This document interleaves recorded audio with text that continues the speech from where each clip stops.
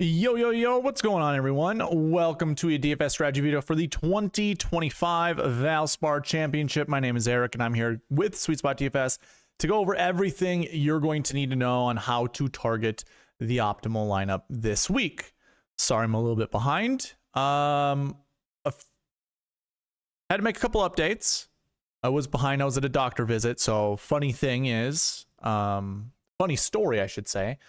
I played dodgeball a couple weeks ago and ruptured my extensor tendon in my pinky.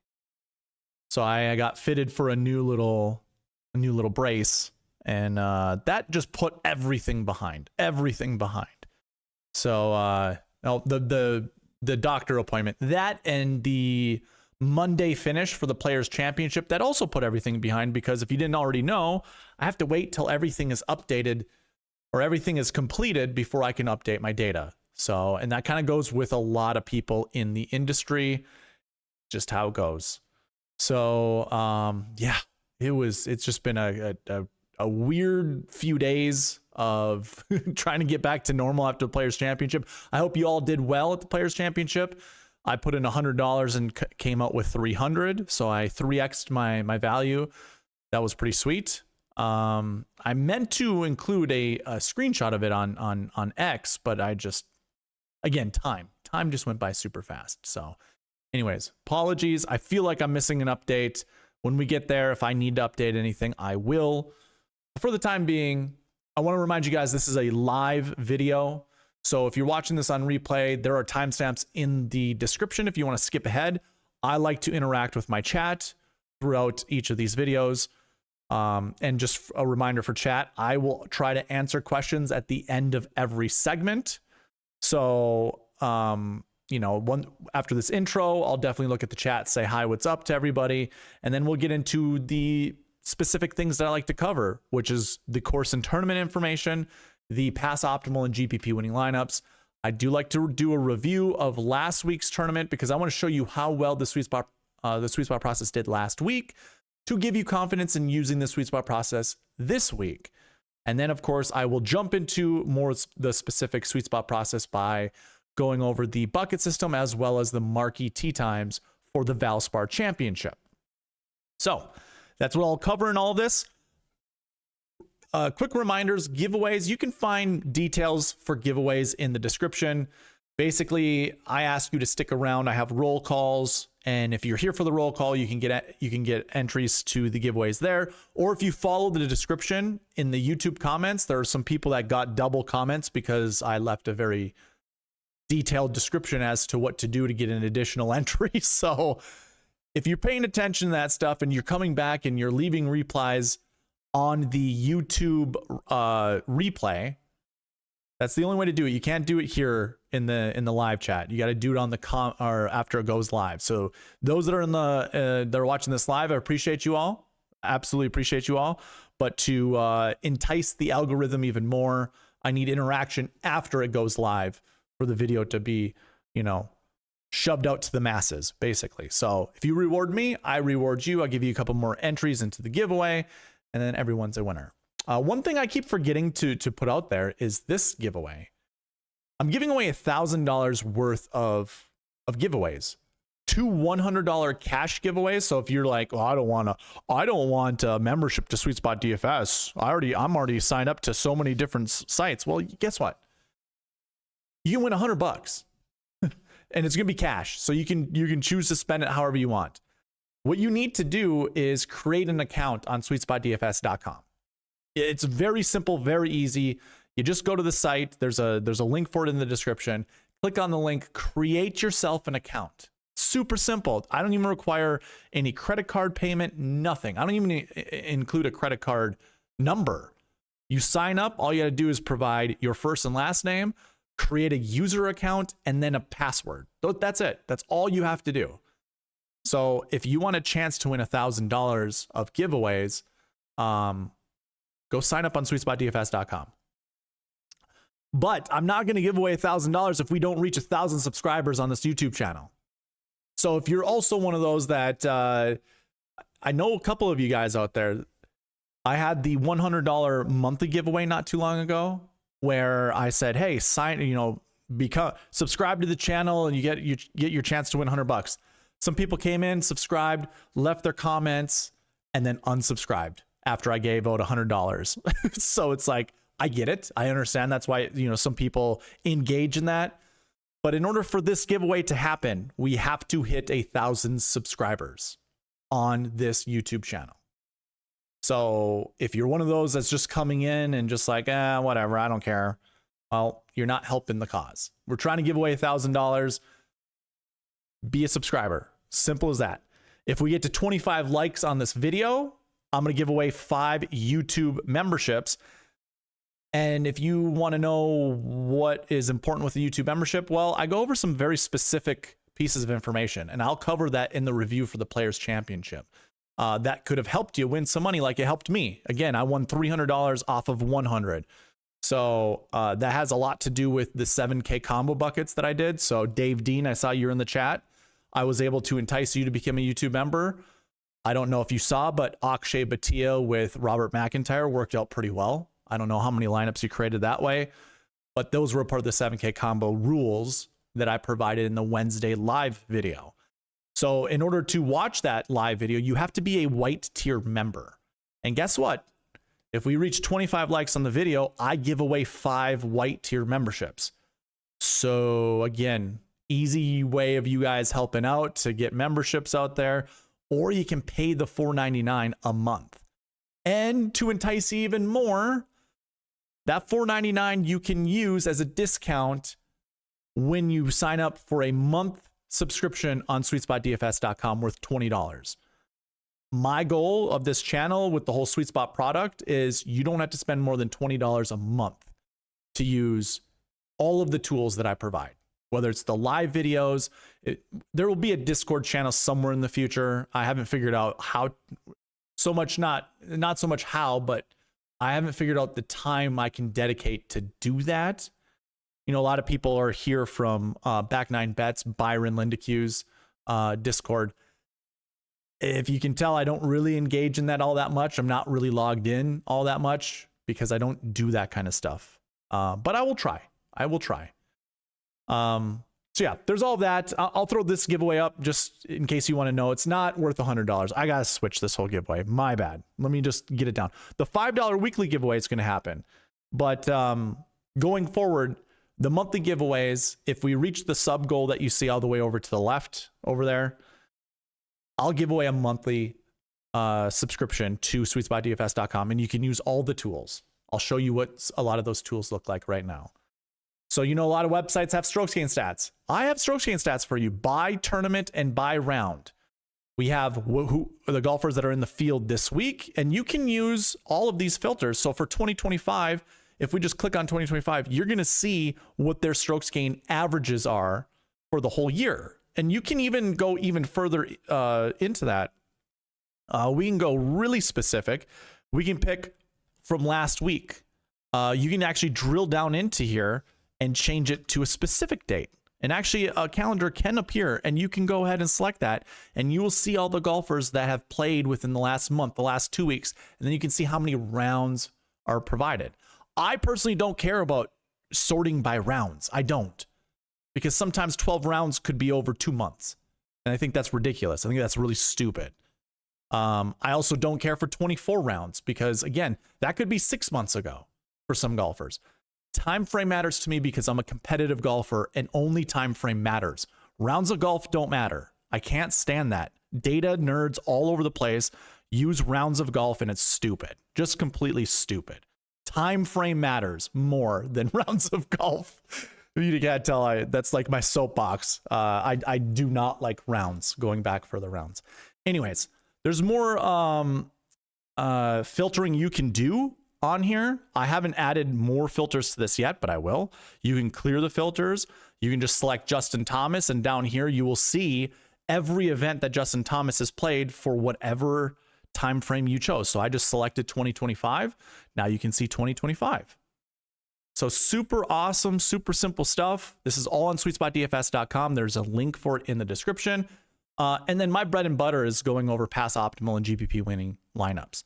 I did make a little update, which I'm very proud about. This took a long time. This was my update for this last week. Creating these buttons to, when you click on them, show the sweet spot optimal, and then when you deselect them, it goes back to normal. You have no idea the coding that goes behind that. It was fun. It was challenging, and we got it all done. We got it all done before jumping live on this video. So I think this is wonderful. This is one of my favorite updates, one of my favorite pages in here. So I will cover that with the Pass Optimal GPP winning lineups. I just wanted to showcase a little bit of it. I do have more fantasy tools that you can select when you sign up, and you have to be a paying member to see most of these. PGA Tour schedule, you do not have to. Cheat sheet, you do not have to. And optimizer, you do not have to be a paid member. I don't even think you have to be a member on SweetSpotDFS.com. I think you can go to those pages for free because I want to, I still want to provide my YouTube audience that, feels reluctant to sign up. Here's the cheat sheet page. If you scroll down, you can find the Google sheet that I will be working off of in this video, so you can go check that out. If you want the optimizer that I'll be using, you just click on the optimizer, and then this pop-up will appear, and you just put your email in here and request now. And this is what the optimizer looks like. I will be building lineups at the end of this video using this optimizer. And for all of the people, all of the, what would you want to call them? Pure-hearted people or who think this is taboo to build lineups for people. It isn't so much to give lineups to people, it's to provide ideas on how to build lineups. Yes, I am building lineups for people to use. It is your risk if you want to use those lineups or not. It's more to give you an idea because the sweet spot process is more unique than any other process out there. Like, someone could challenge me on that, and I'd be more than welcome to hear and listen to it. But I don't think anyone is doing what I am doing when it comes to fantasy golf. So again, it's to provide you guys ideas because we use the bucket system, and there are tons of rules when building with the bucket system, and you can only get that from my optimizer. So yeah, those are all the things I provide. That was my sales pitch, which was very long. I apologize for all of you. I hate sales pitches. Holy crap. I just looked at how much time I spent doing that. I feel for you guys. But hey, I gotta do what I gotta do. And now we can get, let me interact with the chat, and then we can get into the rest of the video. Gabe says can't make the live chat, but will catch us in the AM. Of course, Gabe, always. If you can build some Dietrich, Lowry, Spieth lineups for me, that would be cool. Well, let's go ahead and put that into this right now. I know Gabe he doesn't have the time at night to check this out. So let's do him a solid. He's been a YouTube, or he's been a subscriber to this channel for a very, very long time. He's one of my original followers from way back in the day. So Dietrich, Lowry, and Spieth. Okay. He must have looked at the cheat sheet already. He did not include any of the golfers that were in the Marquee Tee Times. All right, so that's for Gabe later on. I'm actually going to click on this cheat sheet. Okay. AJ Love, excited for another week after a miserable week last week. Yeah, Jason Day both killed you and I. I had 3 entries in the Millie Maker. They all had Jason Day. I don't know why, but yeah, that kind of stunk. That was terrible. But those little 25-cent winner take all contests, they allowed me to make my money back and then some. I love those contests. I'll create a video some point in time to go over a lot of that stuff. Dave Dean, what's going on, man? Wheels up. Nice to see you. Cheers to you. MD, thoughts on the weather? Ooh. Well, let's talk about the weather before the golf course. Let me see who's all. See, Lombardi Lee, nice to see you. And Wheels Up says, like the stream, speaking of giveaways. Yes. Okay. Weather. Let's talk about the weather. Actually, let's do it in the segment for the golf course and tournament information. So let me just double check everything. Yeah. Let's hit that. Let's hit the segue. I can't think of it, what it's called, but you know what I'm talking about.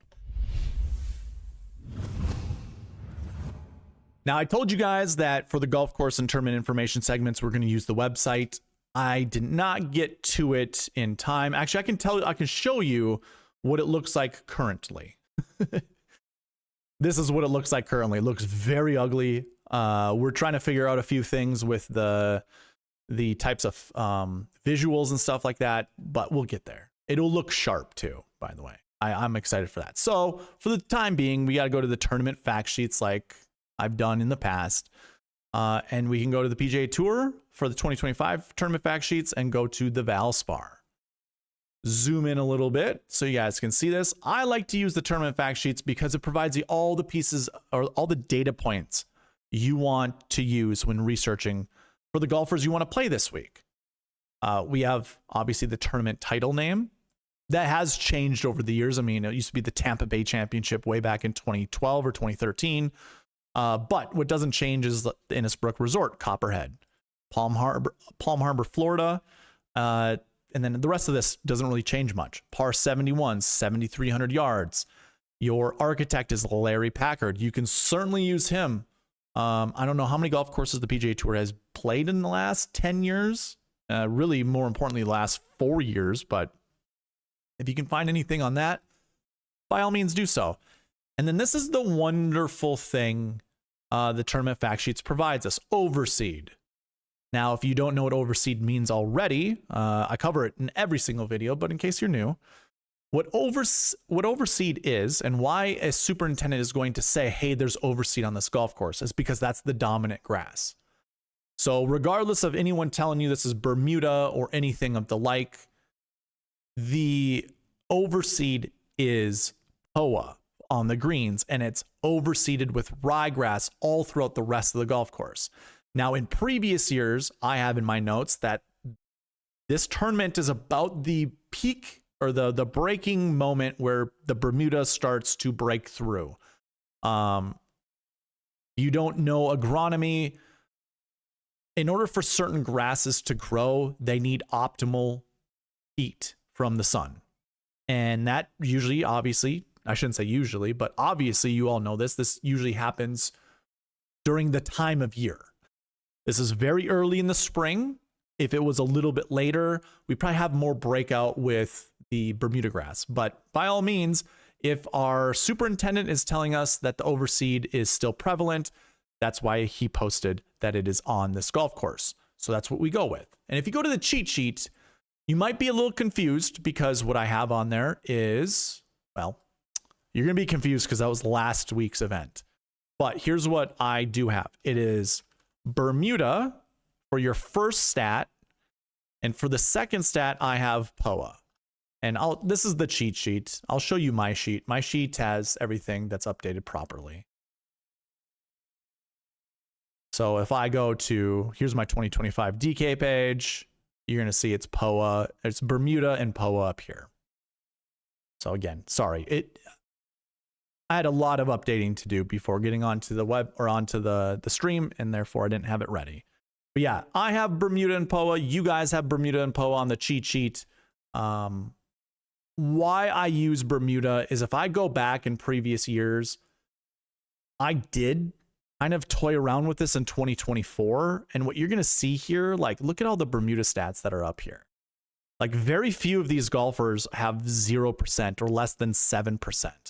You know, Chandler Phillips had 3 events and he had a 0% top 10 finishing rate. Peter Malnati had 90. I mean, he was terrible on Bermuda and still broke through. He had a 5% top 10. But here you go. Cam Young, 22.22. Xander Schauffele, 35.71. Carl Yuan had 15 events under his belt, 20% Bermuda top 10 success rate. And then we have a bunch of people over 10%. Like, Bermuda's, it doesn't really, okay. My grass stats go by finishing position. All that tells me is golfers who golf on Bermuda well, or what I have for my Bermuda stats, which again is finishing positions, it might be region specific. It could be region specific. Maybe some of these golfers just golf well in the Southeast or in the South where the Texas events are held. Maybe they play well there. So that's why I included the Bermuda, because really Bermuda is only located in your southern states, your southern or the southern states of the United States. You're not going to get much, you know, the Rust Belt and above. You know, you're not going to get through Ohio. I mean, Jack's tournament is bent grass with some POA mixed in. When you get up to the Northeast, you might get a little bit of POA, but it's going to be sprinkled in with bent grass. You're not going to see Bermuda up there. So really, if you look on a map of the United States, South Carolina or North Carolina, really, in Virginia, maybe, you cut that from there and you just make a straight line across. Anything south of that, it's going to be Bermuda. So really, it's probably region specific. So I do have Bermuda on here, but I also have POA because obviously on the greens, half of the golfers' shots are going to be either on or around these greens. So POA is going to matter there. So that's what I have involved with the cheat sheet and what I have for grass stats. Really, the other pieces of information you can use at your disposal, but I mean, if I'm adding all of these up as weights, I'm probably putting less than 1 out of 100 weights if you combine them all together. So I just keep that as is. Now, before we get into actually no, let me go to the mapping of the golf course, because I do map out the golf course to see, you know, what shot shapes matter or what seem to matter at this golf course. I don't have a single draw on the golf course that really matters. You don't have to take much weight into account, because if we look at results, you know, Pierre Malnati primarily hits a draw. Taylor Moore primarily hits a draw. Sam Burns hits a fade. But Keegan Bradley down here hits a draw. If I scroll over, Paul Casey hits a draw. Now, I think the reason why you see a lot of draw, I mean, here we have a couple fade golfers. Hadwin and Schwartzel hit fades, and then you had Jordan Spieth hitting a draw. I think why you kind of get a mix is that a lot of these off the tee fades that I have don't really matter that much. And quite frankly, anything going into the green, these fades just represent a benefit. If you hit a fade into some of these greens, when the pins are tucked on the right or the right half of the green, that's really going to only be accessible for the golfers who hit fades. Well, you don't have to hit a fade in order to hit the green. You just might not be able to hit the ball close to the pin. And with that, you just aim for par, basically. Or you snake a long putt and get a birdie out of it. I mean, that's a par 5, actually. The hole number 1's a par 5. This is going for the green in 2, that fade. You can still make a birdie even if you go for the green and you hit a draw, because if you can chip close to the hole, it's just a tap in for a birdie. So there's that. I imagine for hole 13, there'll be 4 different pin positions. 1 will favor a draw, but I bet you 2 will favor a fade, and then 1 will just not matter. Then hole 18, yeah, one of the toughest holes on the golf course. It's definitely fade for that one. But again, doesn't really matter. You're trying to get a par out of that hole more often than not. So anyways, and it's going to be kind of a low scoring event, right? Like it's going to be 10 under, 12 under, somewhere in that area, especially with the winds that are picking up, because that's somebody in the chat mentioned weather. 2022, when Sam Burns won this tournament, 2022 and 2021, 17 under. But if you average out the rest of the years that this tournament was played, you're gonna get around 10 under was the winner. Yeah, 10, 12 under, something like that. So, what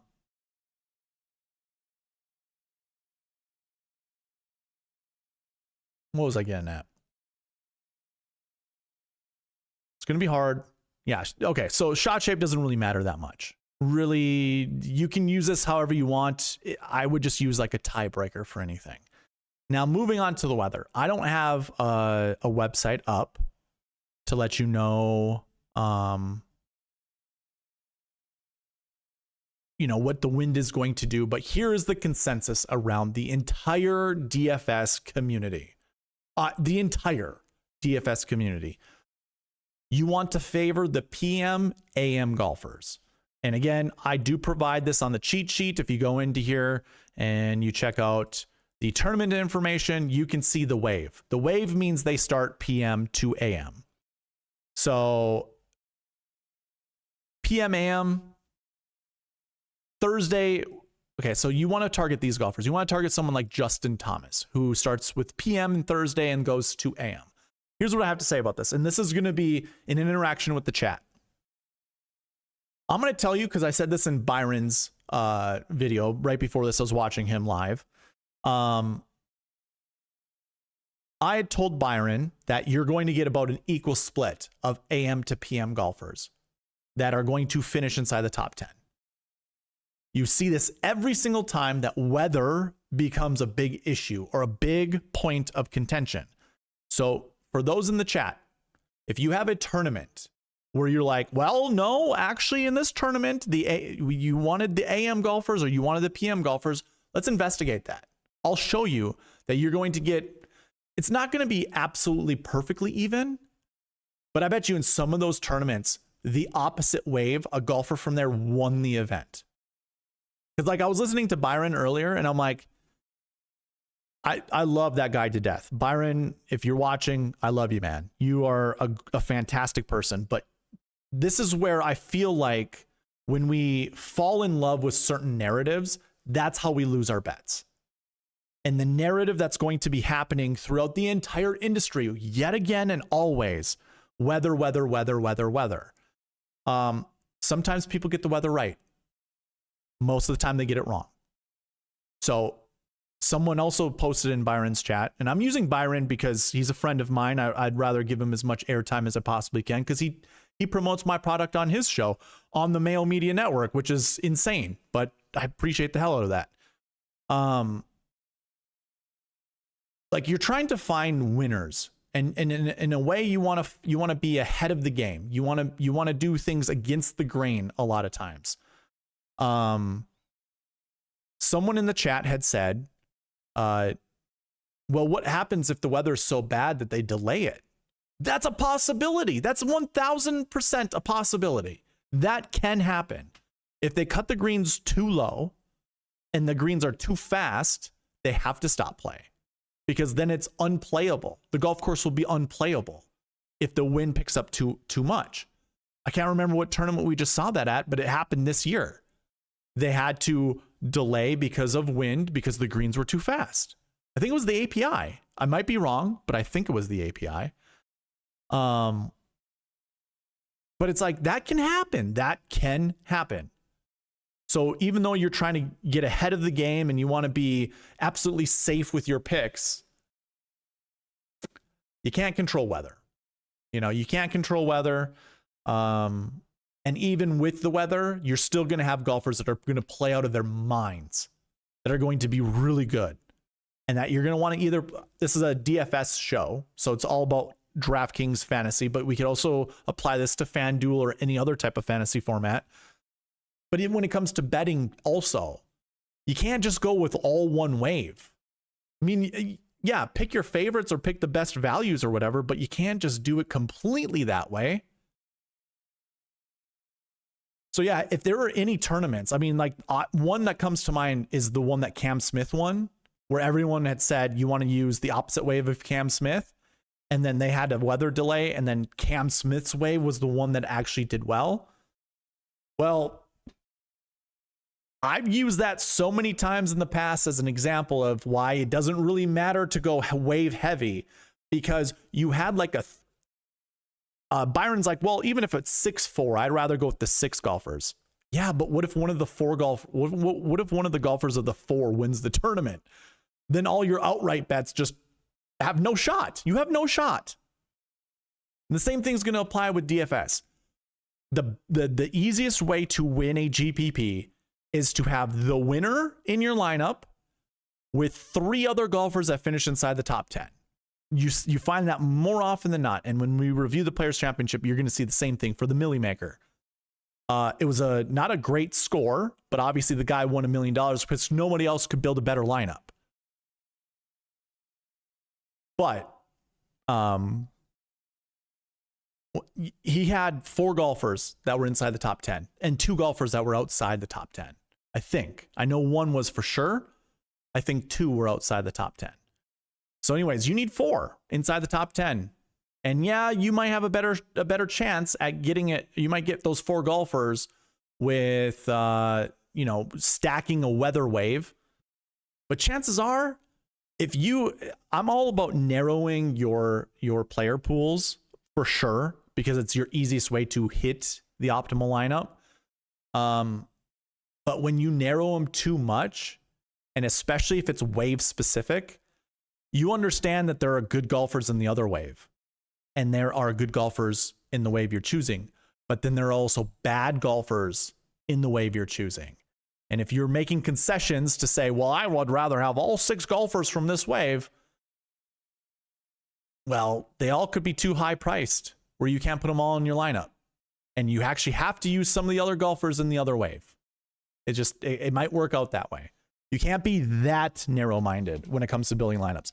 And again, I will challenge anybody in the chat, anybody in the comments that come in after this, if you want to email me, pick me out an event, and I will show you that at least 3, if not 4, golfers were inside the top 5 of that event on the opposite wave. And 2 of them will be in the optimal lineup.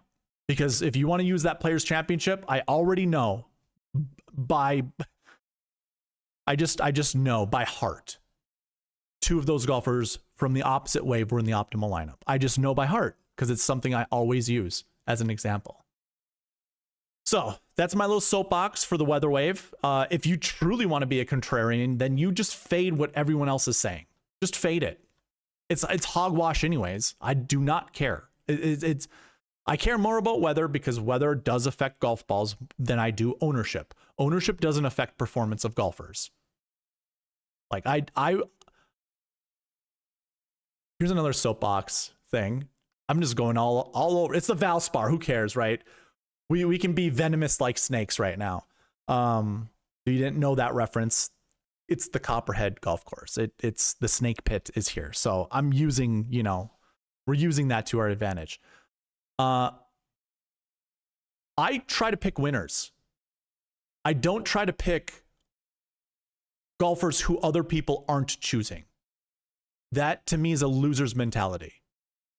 I understand there's leverage when you play against other players, but you want to know what makes me feel better? Selecting a golfer I know is going to do well and then does well. Versus, I'm just going to fade the golfer I think is going to do well because everyone else is going to play them in case they're wrong. To me, that's such a loser's mentality. I understand that is a whole dynamic. It's called game theory when it comes to picking players. I rather pick winners than pick golfers that, what am I trying to say? I rather pick winners than fade I rather pick winners than fade ownership. That's basically what it comes down to. I rather pick winners than fade ownership. And I rather be right than possibly right. If that makes any sense. I have to reword that. I'm playing to win. I'm not playing not to lose. And I'm not sure if you guys have ever heard that saying before. A buddy of mine finds it very difficult to understand the difference of playing to win and playing not to lose. Playing not to lose is trying to be as safe as possible and make all the right decisions by putting the most pressure on yourself to make those correct decisions. Whereas you play to win, you kind of play free. So, my 2 cents. I don't know. How do you guys feel about that?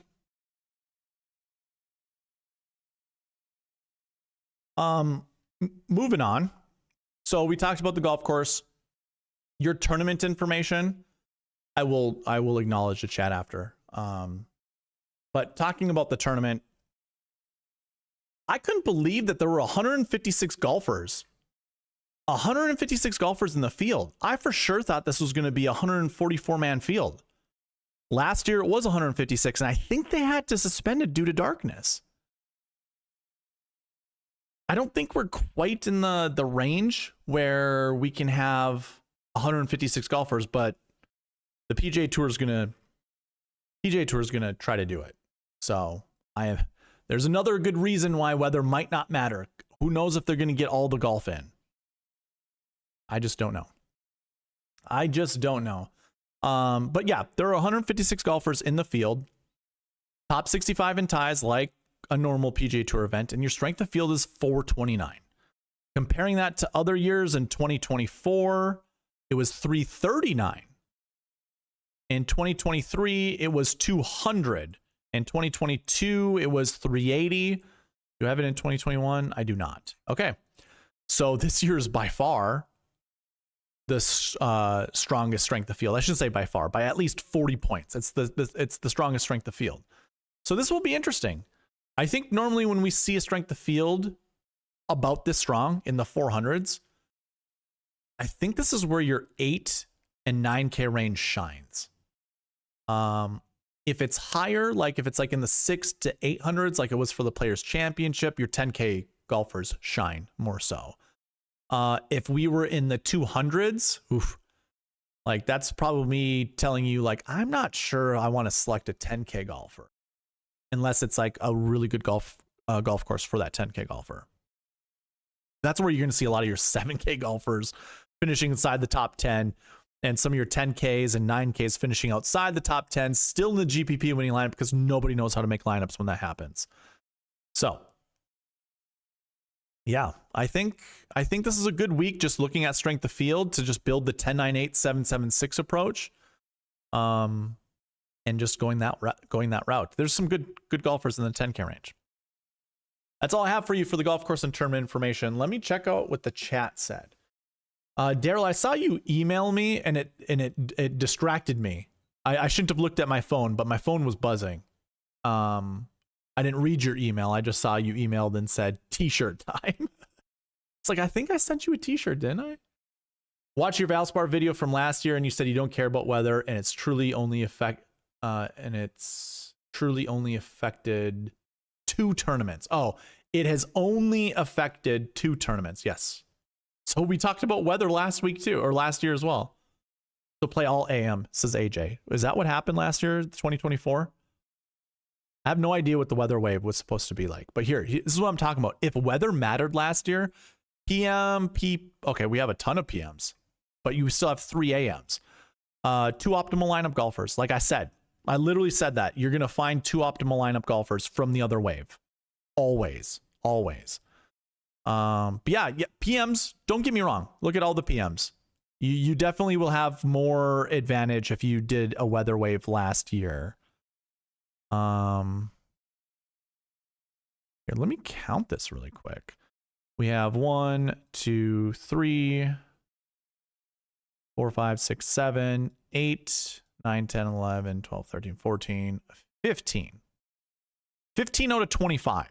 So yeah, you had 5 more PM golfers than you had AM golfers. And I know it's 25 because you can see the 26th place right here.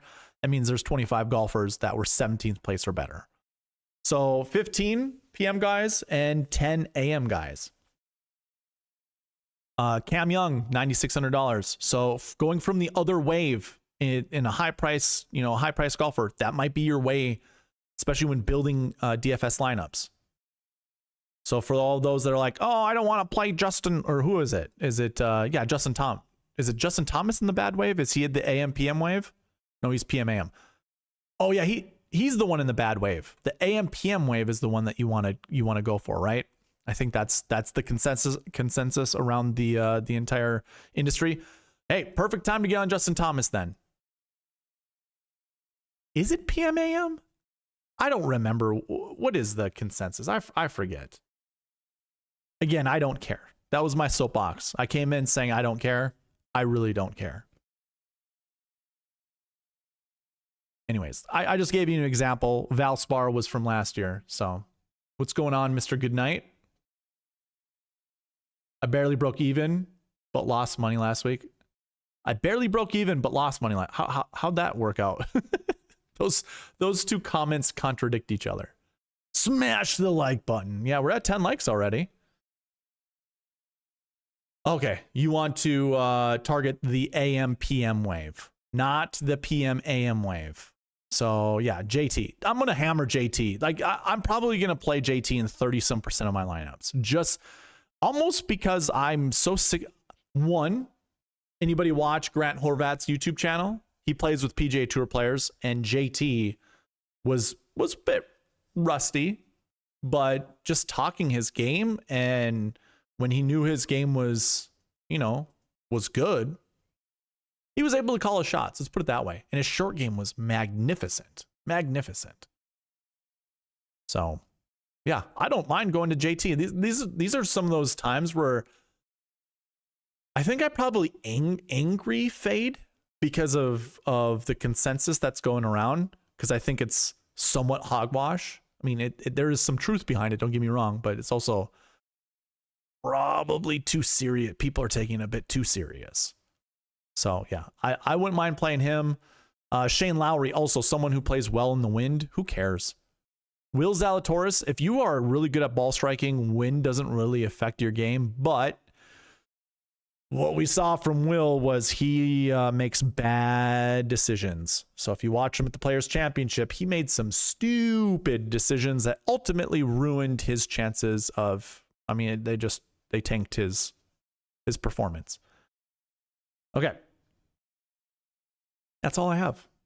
Course and tournament information. I really don't have to say much more about that. Quite the soapbox. 40 minutes into it. And we haven't gotten to the pass optimal and GPP winning lineups. All right, let's get on to that segment right now.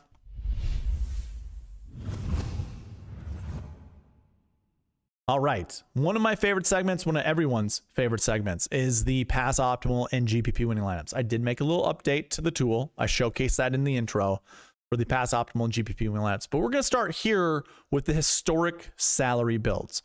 Why I like to start here is trying to figure out what type of salary builds work best at the Valspar Championship. And if you are all wondering, why are we going over salary builds? What does salary have to do with a golfer's performance? Well, a salary is just like a golfer's odds. Salary is just like his chances of winning an event. Algorithms go into salaries, both from DraftKings and from FanDuel. They've got really smart people figuring out the best salaries to play or to put players or to put down for players. So why wouldn't we look at salaries? Plus, in order to build a lineup, you have to keep your salaries all added up together under a salary cap. So you have to think about salaries when building lineups. This is just a good way to analyze what salaries have worked, not just, for GPP winning lineups, but for the optimal or for the SweetSpot optimal. I mean, if we look at the optimal lineup, I've got optimal lineups going all the way back to 2018. So 2018, 2019, 2021, 2022, 2023, and 2024. Now, this summary box that you see here, I was confused about this last week because there was something that showed up that I'm like, oh, that makes no sense. This is really just looking at frequency. How often does it occur? At least once. So over the 6 years, you can see there were 4 10K golfers that were in the optimal lineup. I shouldn't say 4 golfers. There were 4 years where a 10K golfer was in the optimal lineup. So 4 out of 6 years, there was a 10K golfer in the optimal. 4 out of 6 years, 9K. 4 out of 6 years, 8K. 5 out of 6 for a 7K. 5 out of 6 for a high 6K. Now, high 6K means 6,500 to 6,900. And then the low 6K is 6,400 and below. Now, if there was ever a 5K range, which there was last year, I have a whole price conversion that happens every single time there's a 5K range, because I just don't allow my brain to ever think there's a 5K range. I just convert it to a 6K range, and then I convert all of the other golfers that have their salaries to match what a normal salary tournament would look like. So if you want to take a look at what that looks like, I'd say go check out the Players Championship when I cover salaries there. It should have been during the pass optimal and GPP win lineup segment. And it's also still a part of the cheat sheet. So actually, let me show you that right now. I forgot about that. I still have the price conversion for you guys to look at if you wanted to for the Players Championship. You can see Scotty Scheffler was 12,800 at the Players Championship. I adjusted him down to 11,800. But you can see Justin Thomas would be considered in the 9K range. All of these golfers here in the 9K range. And then when you go to the 8K range, you see there's a 9,400 golfer in there. There's a bunch of 9K golfers all the way down to 8K golfers. The reason I'm doing this is because, one, I'm not getting fooled by DraftKings way of pricing out golfers. And what you're going to find out is here. I'm going to do this really quick. Players Championship. I'm kind of jumping all over the place. The Millie Maker are these golfers that are in blue.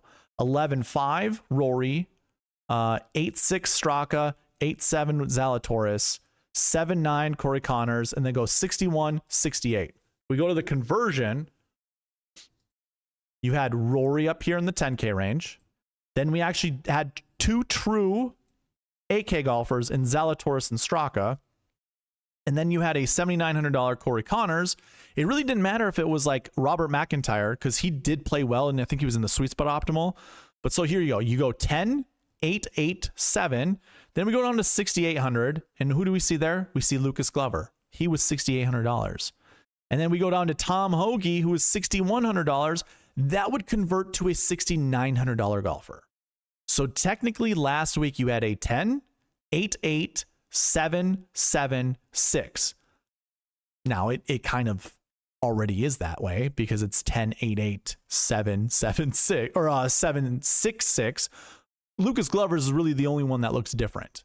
He was 6,800, but I would consider him a 7K golfer. But it wouldn't have changed anything if it was, say, Wyndham Clark who withdrew, or Sam Burns, or Tony Finau. I'd still consider them an 8K golfer, although they were in the 9K range.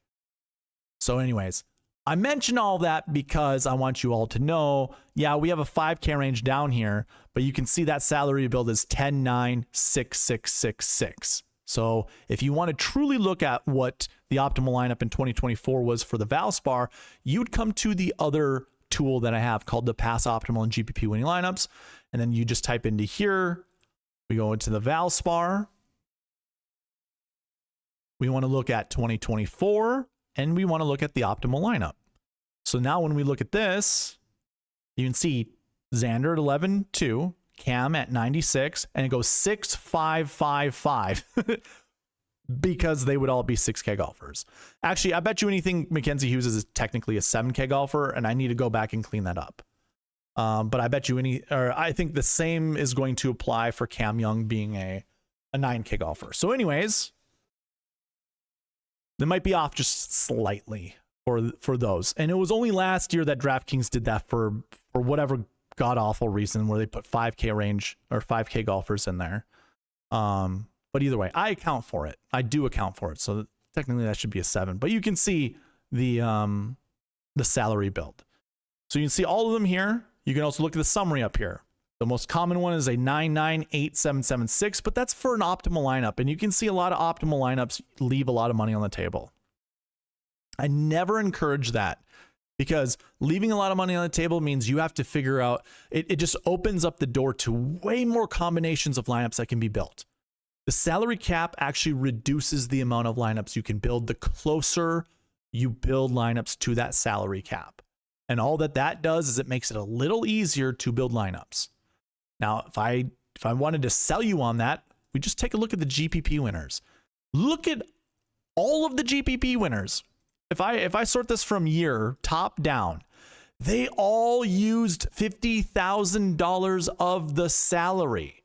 Every single year, your GPP winner, whether it's the $5 drive the green, which most of these lineups are from, some might be from the $1, but $5, the $5 drive the green where you win $50,000 for your top prize, they all use up $50,000 of the salary.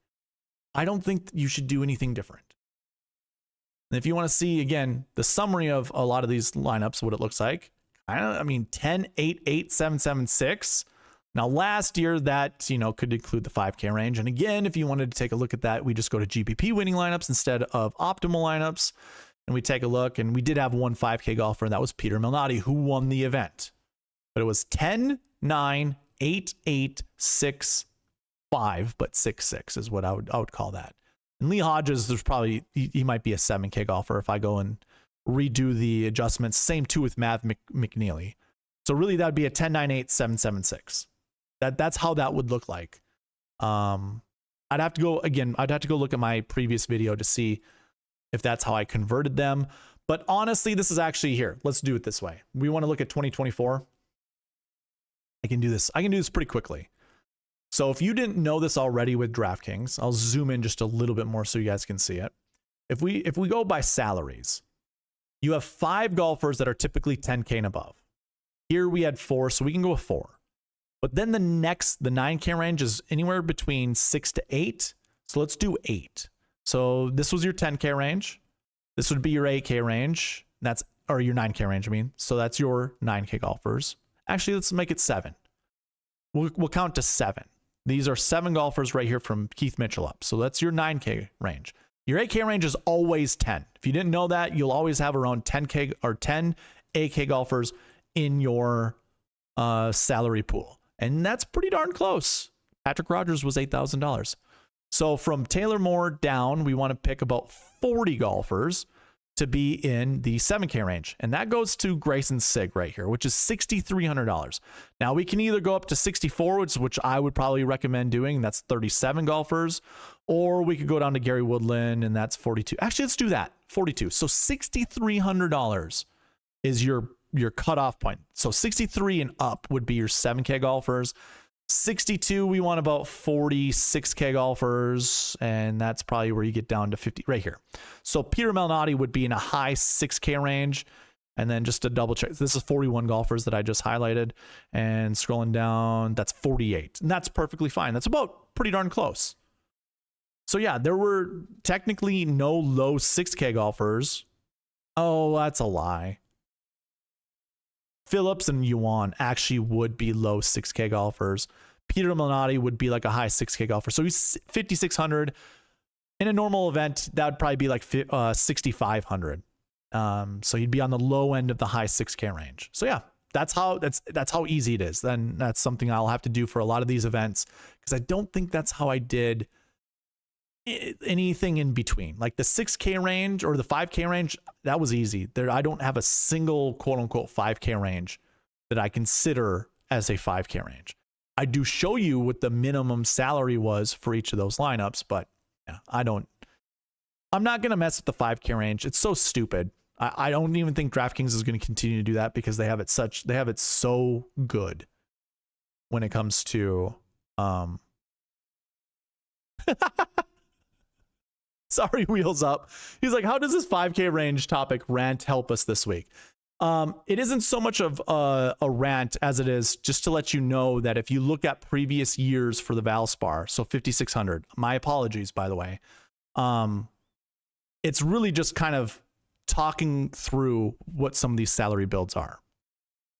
So yeah, I kind of went on a little tirade about that, but it was just to kind of talk about that, which, hey, duly noted, man, duly noted. Your sweet spot optimal, by the way, typically beats the GPP winning lineup, and you can see most of them don't leave more than $200 on the table. And they go 10-9, 3 7s and a 6, 10-9-8, 7-7-6, 10-9, 8-8-6-6, 10-9, 8-8, 7-6. I mean, it's following the whole sweet spot process. 10-9, 8, 7-7-6. So I think that's where you want to start. Start with a 10-9, 8, 7-7-6 approach. Make your typical, what I like to call replacements, substitutions. So if you start with a 10-9, 8, 7-7-6 and you just don't like the 9K range, that's okay. Sub down to another 8K golfer, or maybe sub up to a 10K golfer. So it would be 10-10, 8, 7-7-6. Yeah. Or maybe it's 10-8-8, 7-7-6. You can certainly do that, especially with the 11K golfers we have this week. And just going back to our salaries for this year. Oh, we don't have 11K golfers. My bad. I thought Justin Thomas was 11,800. I think I was thinking last week with Rory being in the 11K range. Man, 2 10K golfers seems very enticing. And in fact, there are some good 9K golfers to consider. Ooh, so Akshay is showing here, but he's not going to be on the cheat sheet. You will not see Akshay Bhatia on the cheat sheet. So my apologies for showing it to you here. 9,500. Yeah, he's removed. I've removed him there, and I've removed him from the optimizer as well. So yeah. Let's see. Is there anything else that I needed to talk about when it comes to salaries? I know I went on that 5K rant as Wheels Up talks about. Joanne, what's going on? Nice to see you. Phil Lauer or Lower. Phil Lauer. It's just like I remember you saying that. Phil Lauer. What's going on, man?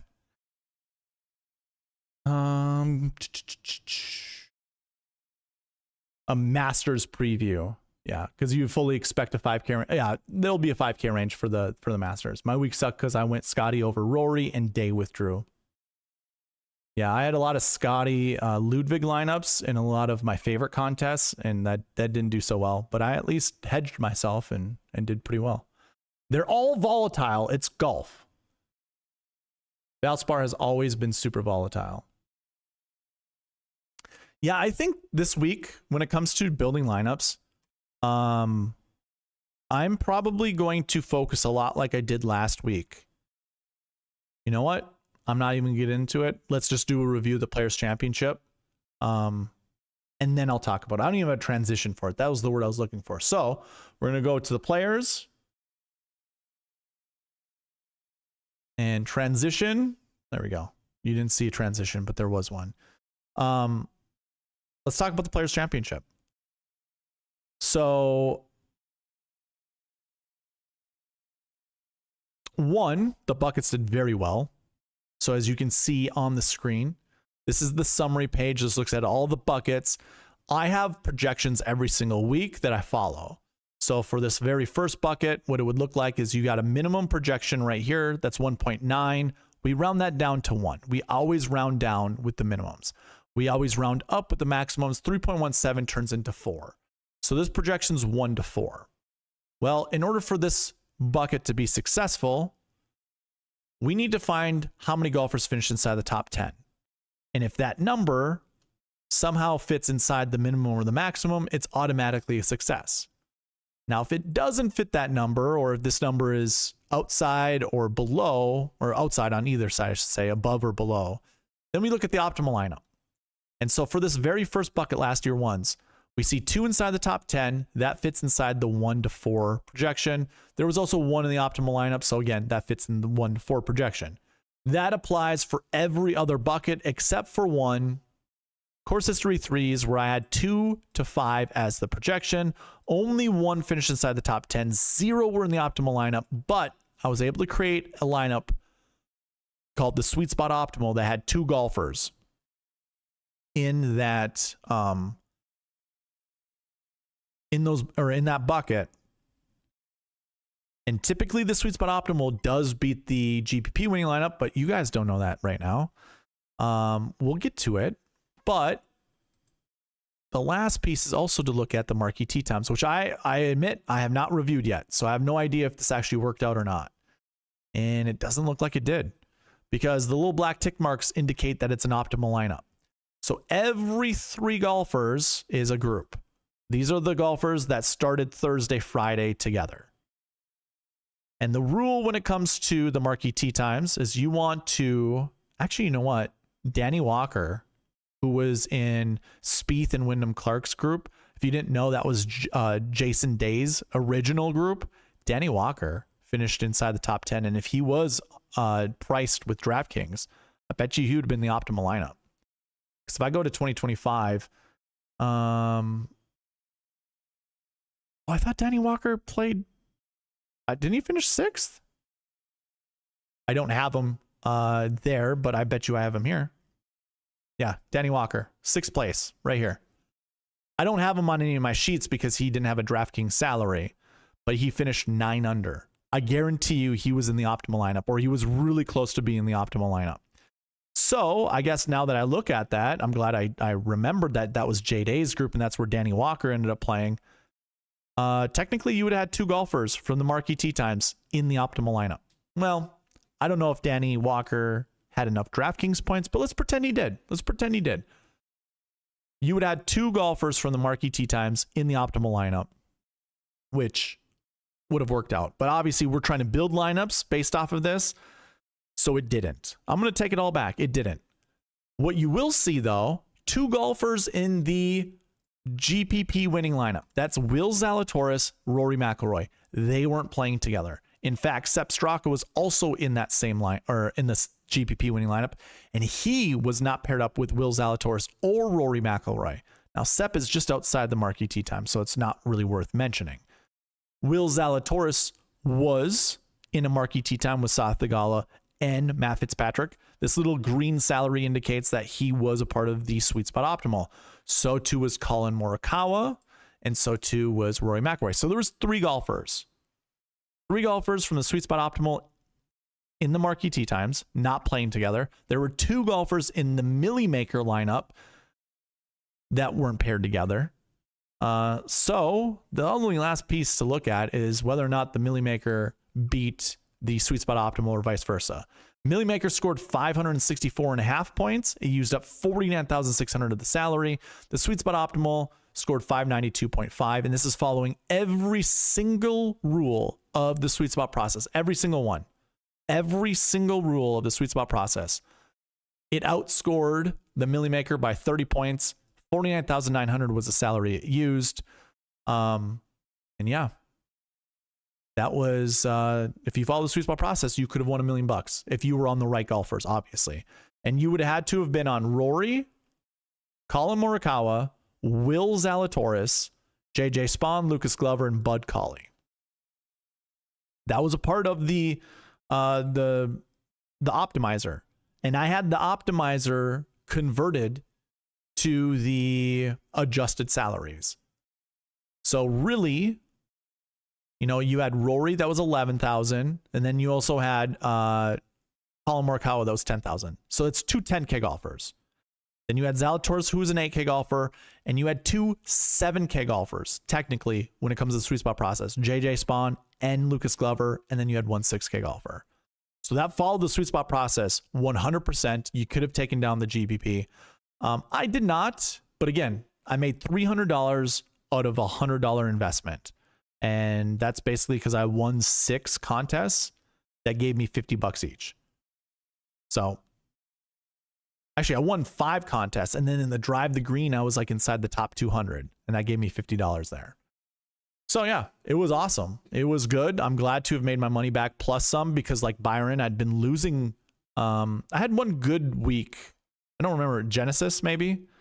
I had one good week, but the rest of the year has been pretty miserable. So this gets me back up close to even, but I'm still like $100 some down. Hopefully I will change my luck this week, just like Byron's looking to do with his luck. Yeah, what else do I want to talk about? I highlighted a couple golfers here in red, and I think I over highlighted the golfers I wanted to. I really want to talk about the 7K golfers. Okay, that's what we're going to do. That's going to be a review. So technically the review is done, but let me go ahead and bring up last week's optimizer, because it's the only way to show you what I did last week. Oh my goodness, what was that? Okay, so if you were in the live video Wednesday night, which is only available for YouTube members of the white tier and above variety, the white tier and above tiers, you would have heard me talk about how I split up some of these 7K golfers like this. I grouped them up together, including Jason Day, and that's why Jason Day screwed me, and I know that's why Jason Day screwed AJ Love as well. But what I ended up doing was I went with Bobby Mack, and I paired him with every single golfer once. Every single golfer once, going down to J Day, McCarthy, Aaron Rai. Then I did the same thing with Benny Ann all the way down. Then I did that with Justin Rose all the way down. And I did that with Keegan Bradley all the way down. Now, Keegan Bradley had a hole-in-one. I think Keegan Bradley was in the DK top 20. He might have been DK top 10. I'll look at that afterwards. But Bobby Mack, was he in the Sweet Spot Optimal? No, he was not. He was close. Bobby Mack was really close to being in a couple other lineups. If I were to put a filter on this and sort, yeah, Bobby Mack is right here. 8,300. He scored 80.5. Keegan Bradley, there we go. Keegan Bradley was 14th place when it came to DraftKings points. 14th place. So that would have been good. I think I highlighted these golfers to be a different quote unquote sweet spot optimal, I want to say. I was trying to figure out what would have scored more closest to 50,000. Anyways. But so Jaeger, yeah, I did highlight these golfers before. I'm frustrated. All right, let's do this. Let's unhighlight those because I know Batia is one of them. I believe no, Tom Hoagie was a 6K golfer. Jaeger was one. Bobby Mack was one. I know those for sure. I suppose I can highlight Keegan Bradley as well. But those were all these golfers in yellow. And actually, I'm going to scroll this over like this so we can see all the yellow golfers. So yeah, Bobby Mack, he's right here. I'm going to go ahead and just highlight him green. Steven Jaeger, green. Akshay Bhatia, green. I think Aaron Rye is down here too. Yeah, there's Aaron Rye. Look at this. Like I said, like it is... I love the bucket system for a lot of reasons, and this is one of those reasons where we can kind of look at this. I mean, Aaron Rye was inside the DK top 20. You could have won some decent money having Aaron Rye in your lineup.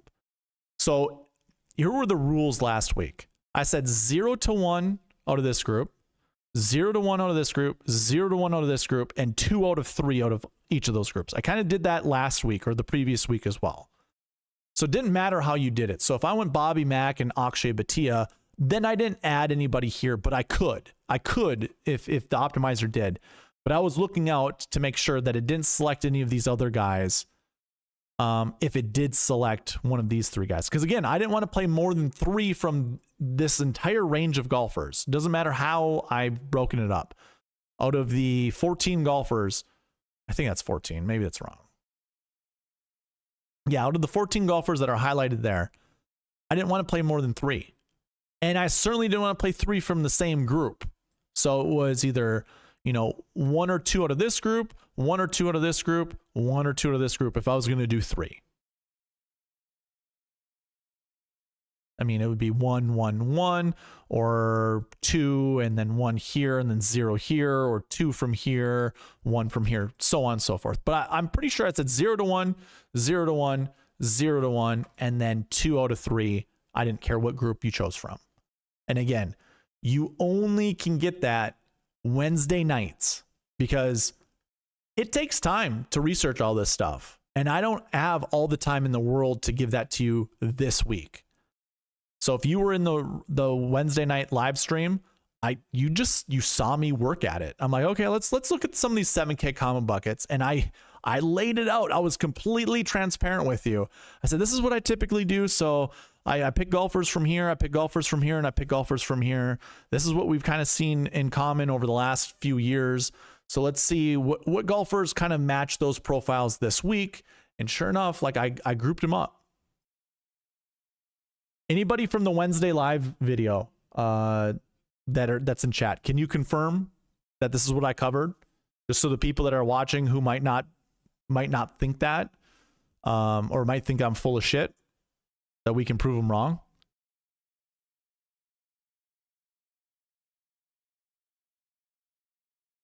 I mean, I'm not gonna say, like, I know what I did Wednesday night, and the only way you're gonna watch that video is if you're a member on YouTube. I am only going to reward the YouTube members with that type of information, because obviously if you're going to spend the money to support me, I'm going to support you. So that's what we did last Wednesday. This was the Players Championship. And yeah, the best lineups that I had were Bobby Mack and Akshay Bhatia. And then outside of that, it was Keegan Bradley and Akshay Bhatia. I mean, a lot of my Akshay Bhatia lineups were really good. I had some Akshay Bhatia with JJ Spawn and Rory McIlroy. So I had the top golfer, the third golfer, and the 5th golfer in a lineup together. And I think one of them also had Lucas Glover. I mean, my highest lineup scored 540 points. And your Millie Maker lineup scored 564 points. I was freaking close to, it was in the wrong contest, but I still had some good lineups. And it's only because of this, the 7K combo buckets. So I think I'll just always kind of save that to the YouTube members. So you got to be a white tier member and above. I only have 12 likes on the video. I know there are only 17 viewers in here, so maybe, you know, there are some people who have not hit the like button yet. But if we get to 25 likes, I give away those white tier memberships to people who are subscribed to the channel. So if you want access to those Wednesday night live videos, it could be done for free if you just like the video. You gotta be subscribed to. That's a YouTube thing. That's not a me thing. That's a YouTube thing. You gotta be subscribed in order to become a member of a YouTube channel. A giveaway. Not, I don't know if you have to, if you just go pay for it, but in order to be given a giveaway, you have to be you got to be subscribed to the YouTube channel. Okay.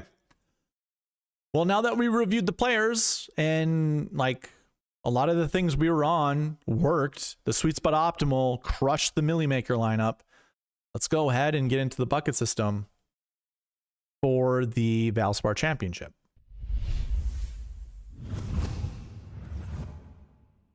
So you can follow along with me on the cheat sheet because I provide this for the cheat sheet as well. This is my page, but again, I do provide this and I'll show you.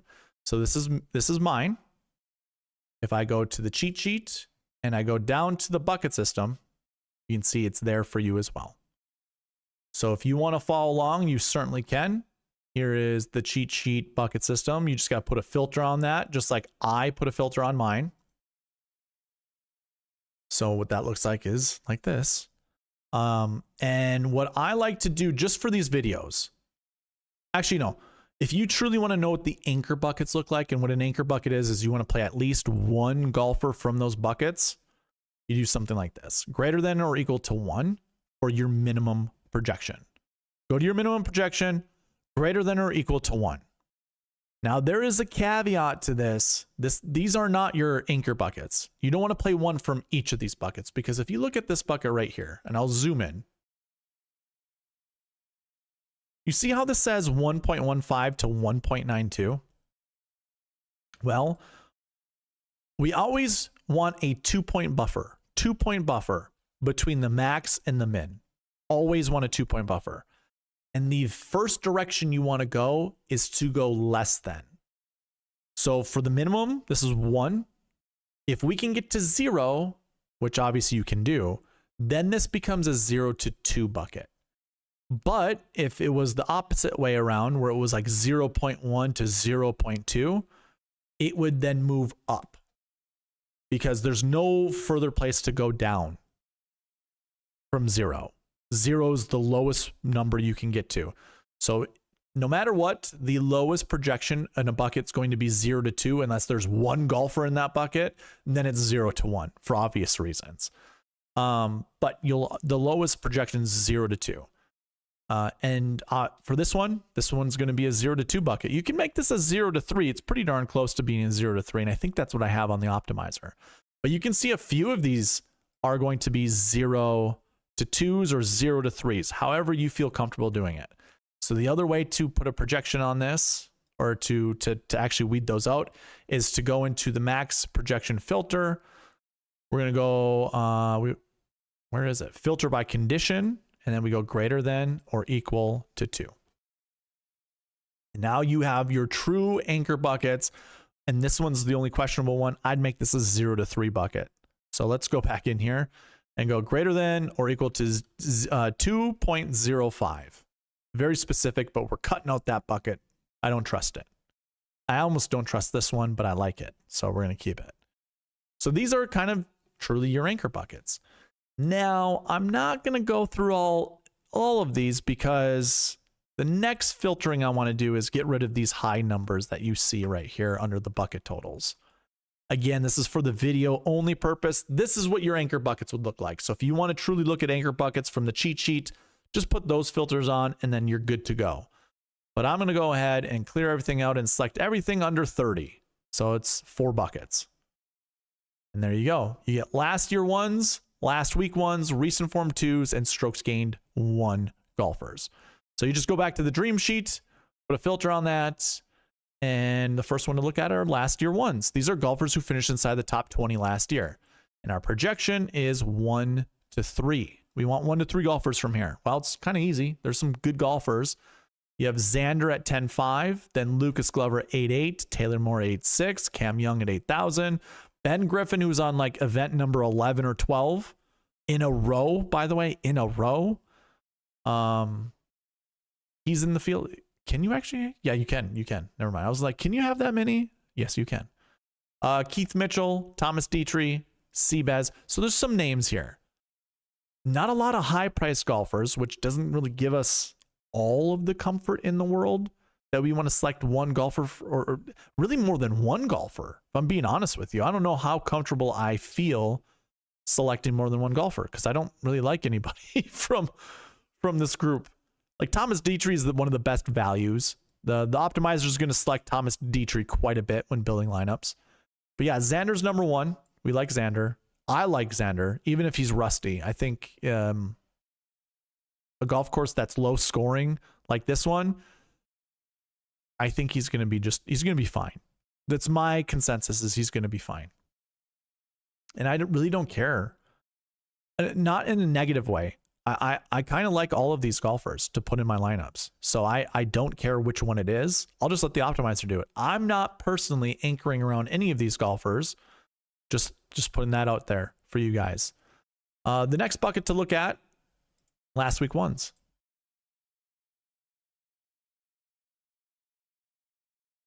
And for last week ones, we want projection. It's going to be 0 to 3. I think that's what I have in the optimizer is 0 to 3. For last week ones, I have 0 to 3. But we can talk about this bucket just in case there are golfers we want to talk about, which there are. I mean, you have a lot of your 10 and 9K golfers in here, including some of the golfers we just talked about, like, well, just one of them actually, Lucas Glover. He fits in both of those buckets. One thing to always remind you, just because these golfers are in multiple anchor buckets doesn't ensure they finish inside the top 10. It just increases their chances. So Lucas Glover is a golfer I do not mind. Someone asked why Jake Knapp is highlighted red. That would be because he has negative off the tee and negative putting. That is most likely the reason why. And this is just this is for a season long. So yeah, he's got negative off the tee just barely. He's basically a 0 when it comes to off the tee, and he's a 0 when it comes to putting. I mean, shoot, all of his stats are negative. Negative around the green, negative approach, negative off the tee. This is dating back a full year. He's played better than that, and that's why I have a recent form tab. You can see the recent form strokes gain stats. He's still negative off the tee. It's because he's erratic off the tee, but his approach game is better, and so too his putting around the green is okay. Anyways, good names from here. So you could go 1 to 3 if you wanted to. I think that's perfectly acceptable. 1 to 3 if you so choose. Tommy Fleetwood's just a good choice. Alex Smalley's, he's in a southern golf course. It's his part of the country that he plays well at. I don't mind Alex Smalley. I also don't mind Shane Lowry. I think Shane Lowry's a good fit. I know a lot of people have been talking up Shane Lowry, so do not mind going Shane Lowry. Recent form 2s. 1 to 3 is a projection for that one. Take a look at the golfers here. Ooh, we get Justin Thomas, but there's Sepp Straka once again. Same too with Corey Connors. Let's see. We had Taylor Moore in the last year 1 bucket, and then we get Knapp and Steven Yeager, who were just in the last week 1 bucket. Seabez, who was in the last year 1 bucket. Max McGreevy, who was in the last week 1 bucket. Then we also get Sam Ryder and Danny Walker. So these are golfers that have already been in some of the buckets we've talked about. I like most of them. Danny Walker is a solid golfer, by the way. Never fall in love with the 6K golfer, but never disrespect one. I do like Danny Walker. I like Justin Thomas this week, guys. I know he's not in the correct weather wave, but I do like Justin Thomas this week. I think that's a good play. Sepp Straka, by the way, I mean, one of the best off the tee golf, like one of the best drivers in the game. Guys usually, he's just solid. I won't say one of the best, but he's just solid off the tee. And it looks like Corey Connors' game is rounding into form. He's been playing well recently. This is a pretty tailor-made golf course for him. So I don't mind Corey Connors this week as well. And then the last one to talk about, strokes gained 1. These are golfers that have all strokes gained stats positive. The easy way to do this is just make sure there are no filters, and then you just sort by the SG column, and then we get all of our strokes gained 1 golfers. This is going back 365 days. We're looking at off the tee, approach, around the green, and putting. If they're all positive, then they fit in this bucket. So Xander I like, Tommy I like. I'm not that high on Michael Kim. Like, I know he was doing well for a long period of time, but it's still Michael Kim in my eyes. Lucas Glover I like. Adam Scott seems somewhat safe. Did miss the cut at the Players Championship. I don't think that's really a harmful thing for this week. Steven Yeager has been in a couple buckets we've talked about, so I do like Steven Yeager as well. But Collie, I don't mind. Sahith is questionable. He's 9th in my model at $7,800. I bet you the optimizer will select Sahith quite a bit this week. So I guess I don't mind that either. And the rest of the golfers are just whatever. I don't really care.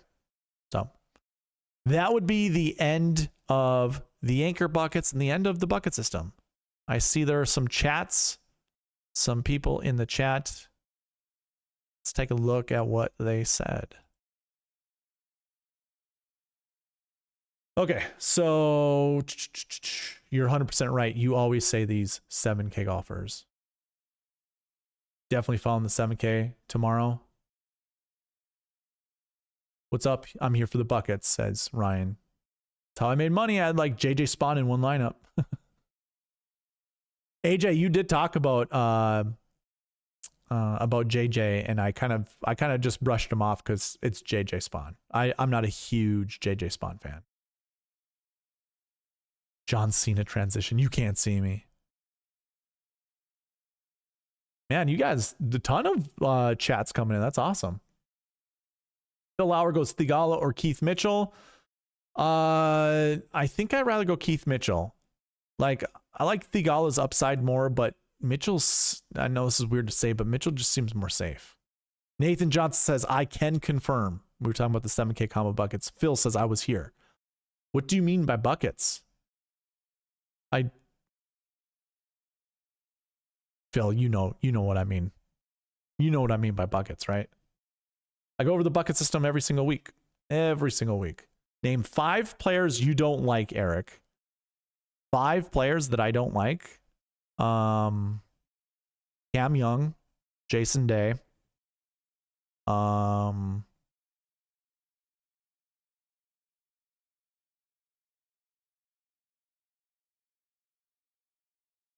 I don't know. I can't think off the top of my head. Who else? I'm trying to think from the top down who I don't like.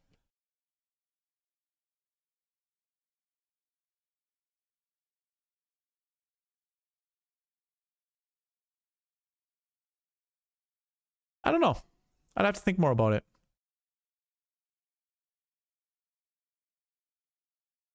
All right. Let's move on to the Marquee Tee Times. We are an hour and 20 minutes into this. I am going to give you guys a roll call after the Marquee Tee Times.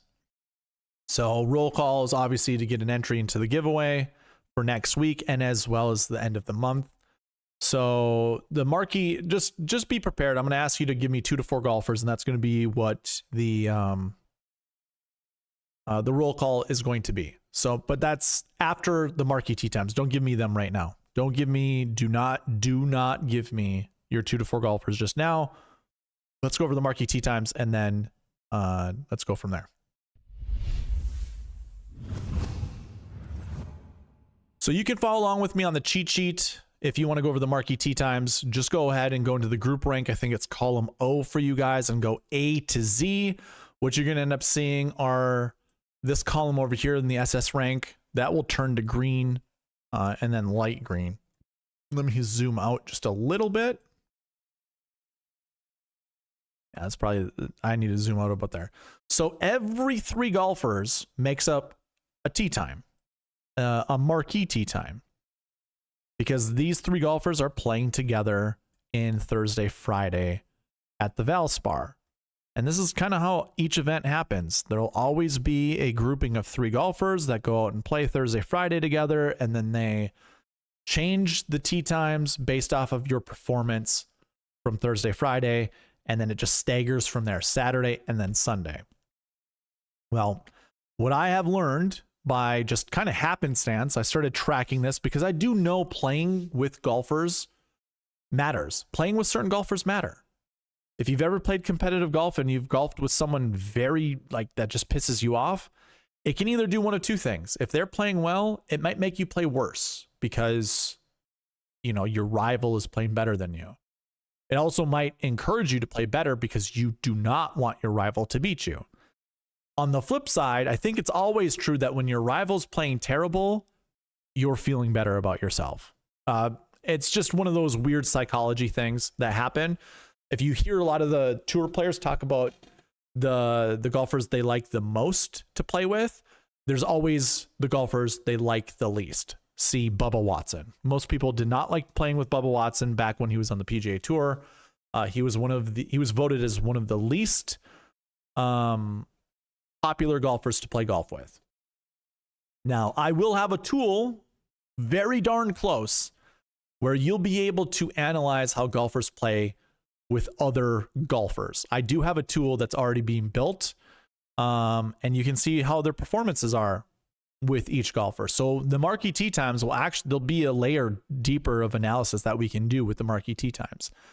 But what I have noticed since the 2021 PGA Championship, where Phil Mickelson won at Kiawah Island, was 2 to 4 golfers from the Marquee Tee Times every single week somehow land in the optimal lineup. I don't know why, or whatever. It makes sense because they're the best golfers in the field most of the time. I mean, some of these golfers are not paired up with the best golfers.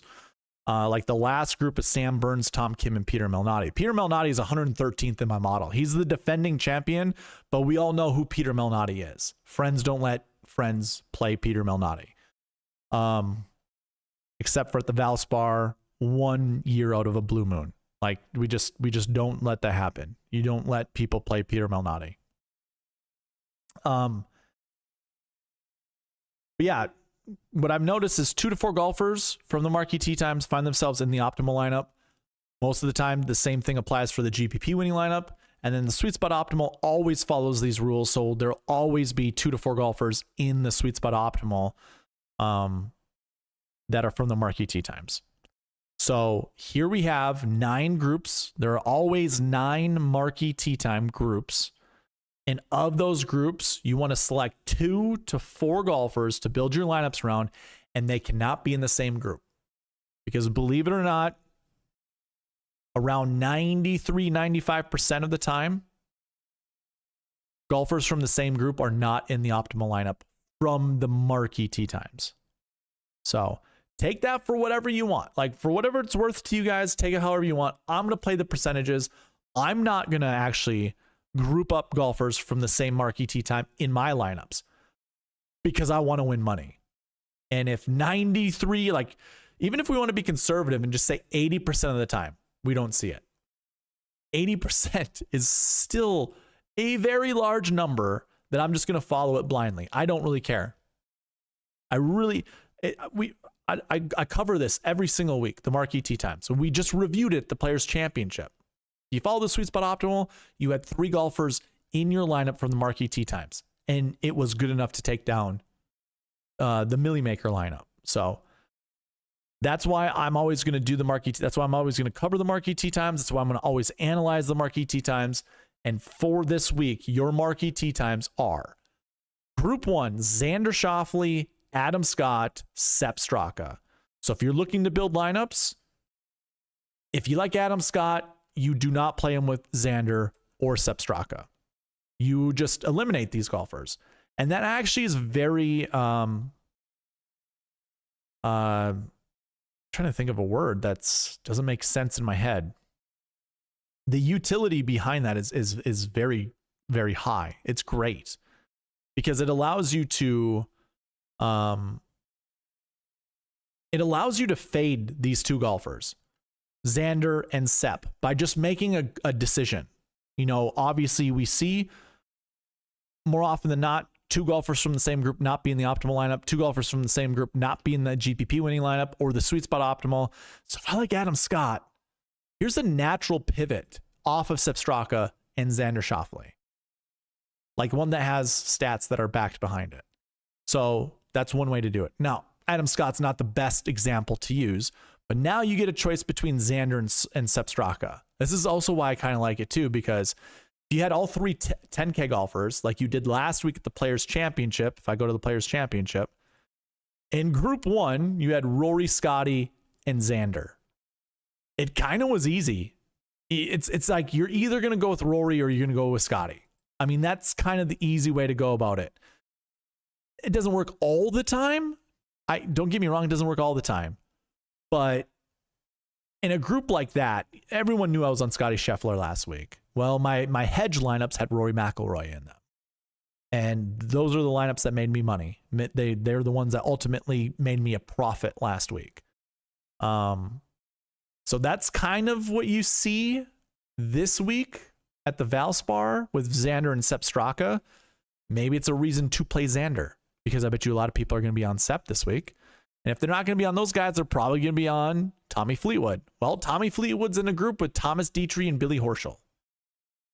To me, I kind of find that easy. I mean, the optimizer is going to absolutely love Thomas Dietrich. So for all of you guys in the chat that are looking to get their lineups built, be prepared for me to say, do you want me to kick Dietrich out of your lineups? I kid you not.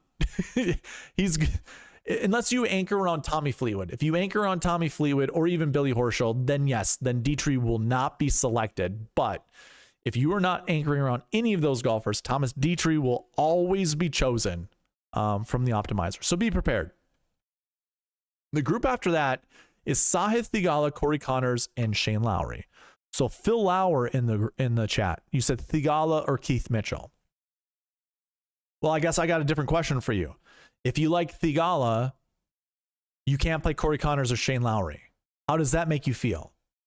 Would you rather then go to Keith Mitchell now that you know what group that Theegala's in? Do you like Corey Connors that much more where you want to play Corey Connors no matter what?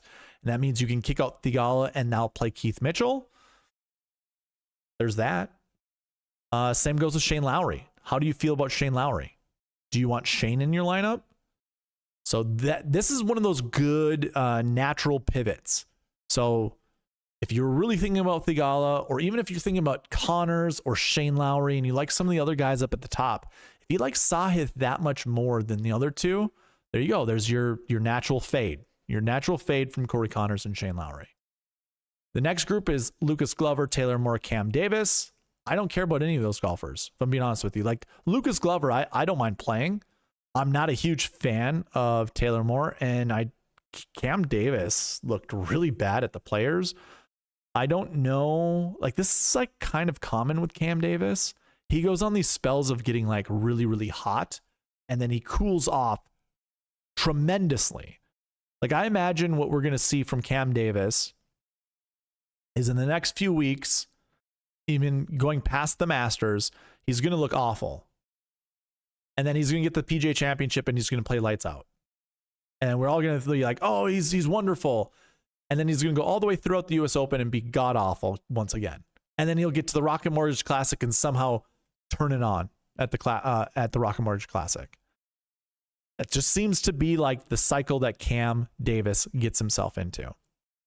Next group is two struggling golfers with Jake Knapp. You have Victor Hovland, Cam Young, and Jake Knapp.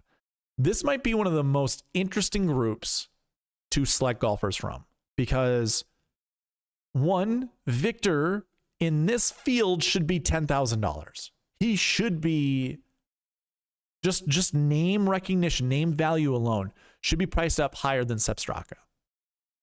He should be like battling with Tommy Fleetwood for that $10,300 spot, that number 2 spot, or the number 3 spot, I should say, with salaries.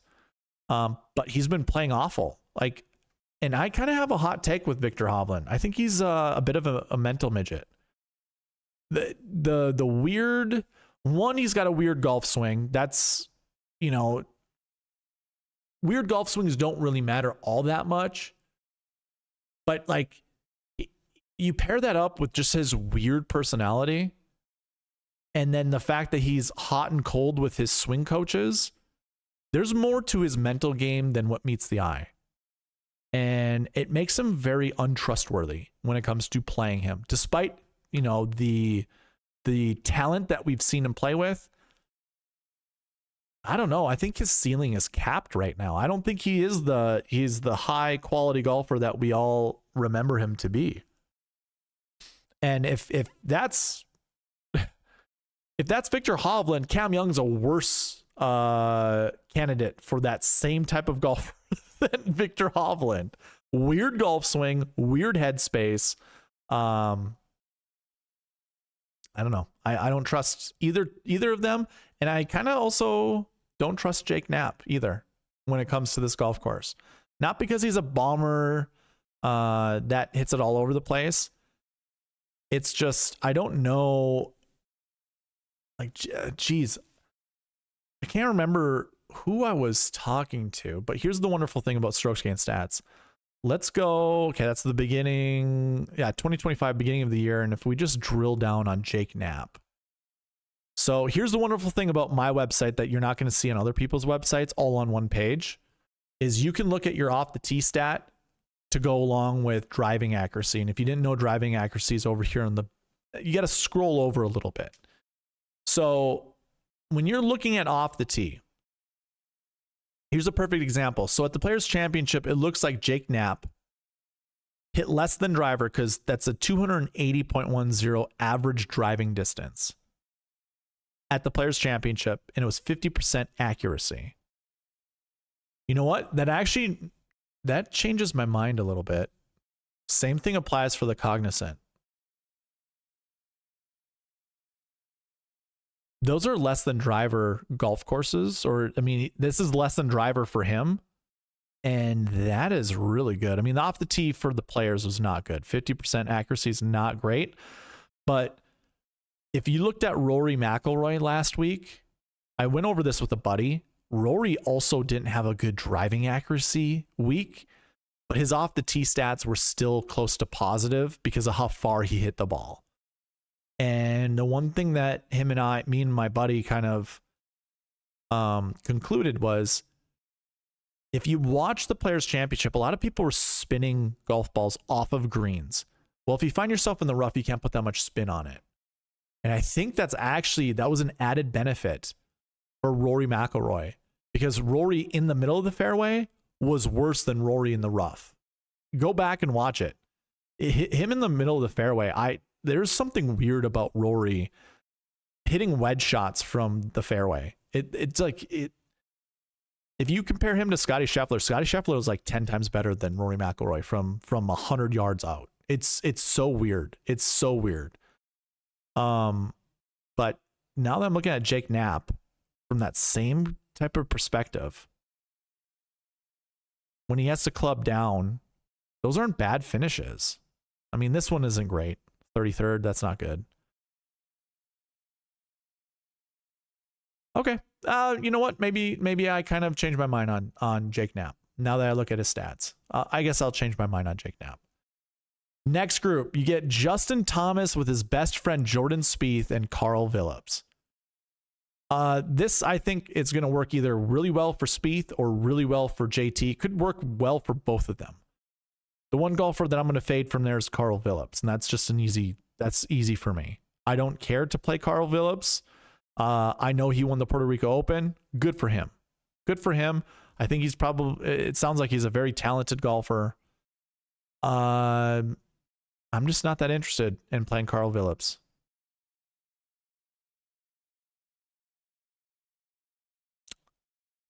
Yeah, I'm not that interested in playing Carl Phillips. But yeah, JT and Spieth, those are interesting golfers to me.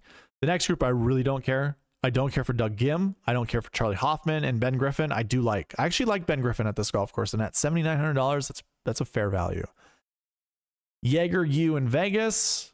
If you had, yeah, it's going to be Jaeger for me. This is like a perfect Jaeger golf course.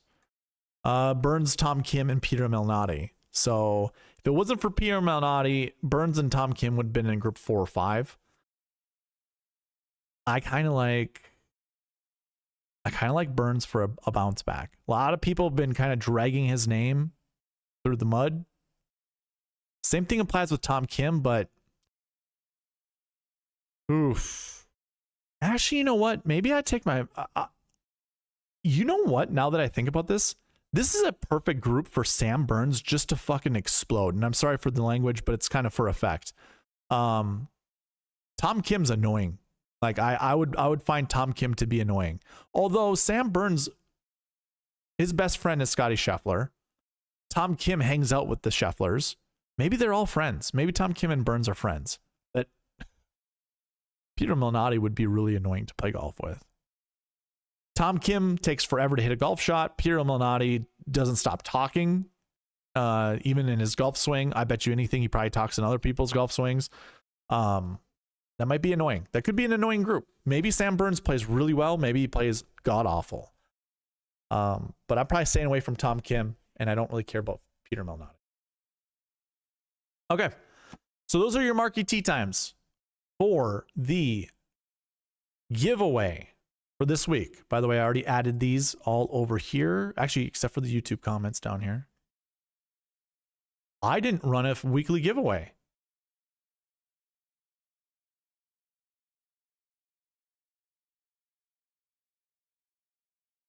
I totally forgot. Nobody even called me out on it, did they? All right, well, weekly giveaway at 1 hour 41 minutes. Here is your winner. I'm going to put the drum roll on.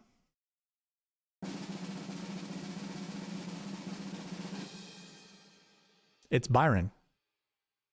Byron's the $5 winner. I bet you I know what Byron's going to want me to do with the $5, and I'll probably lead him to it. Or I'll do that.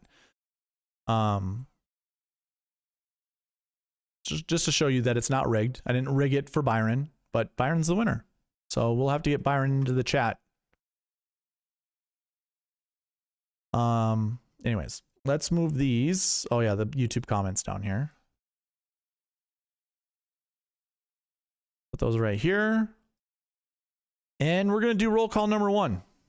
I'm going to go ahead, bring that other page up, not the tournament fact sheets, but we're going to bring this page up of the groups. And let me do this cleanly. Of the 9 groups up here, give me 2 to 4 golfers you want me to build lineups around.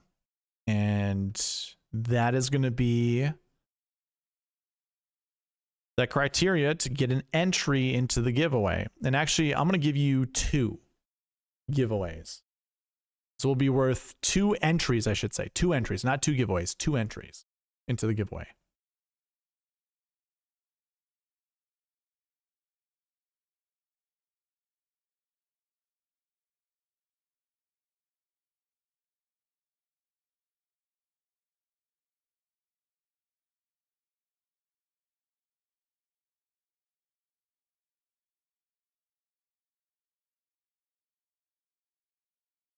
All right, so you know what? Let's put some music on too.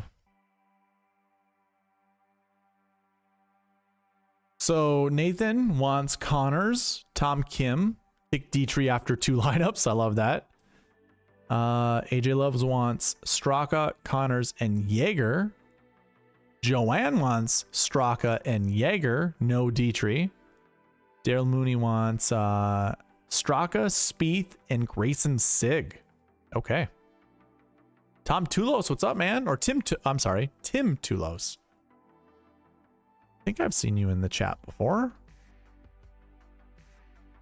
Dave Dean. And just a reminder, make sure you hit the live button to make sure you're caught up. So when I build lineups for you and I ask you questions, that you're here in the chat, right at the time that I'm asking you questions. There's going to be a 10-second delay between you and me. but just to be as close as possible and not, you know, waiting forever. Just be prepared.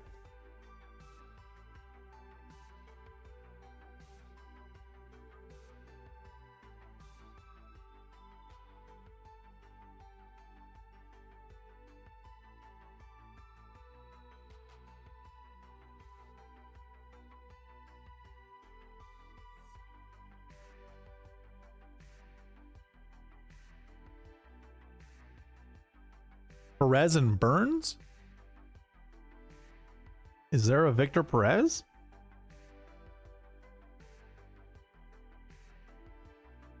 You sure you want to play Perez?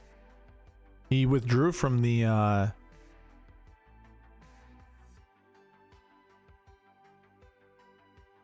he withdrew from the Players Championship. I don't know what for.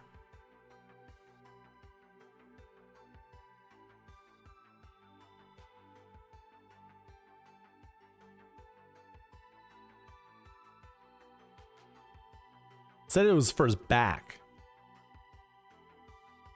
Perez's back is listed in the field for this week's Valspar Championship. Perez was forced to withdraw prior to the Players Championship last week due to a back injury, but he's expected to make his first start since a top 20 effort at the Cognizant Classic. Okay.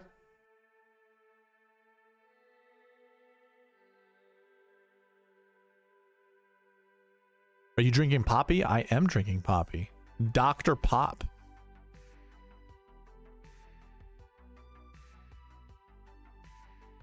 Phil, uh-oh. You can do whatever you want, man. It's all good. All good.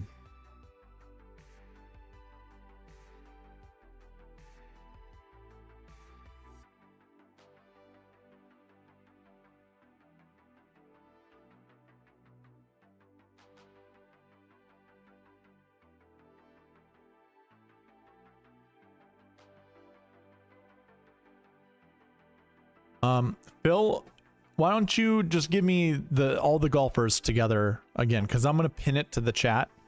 And that way, when you come back in, if you do come back in, you can go find your lineups kind of easy based off of the pin at the top.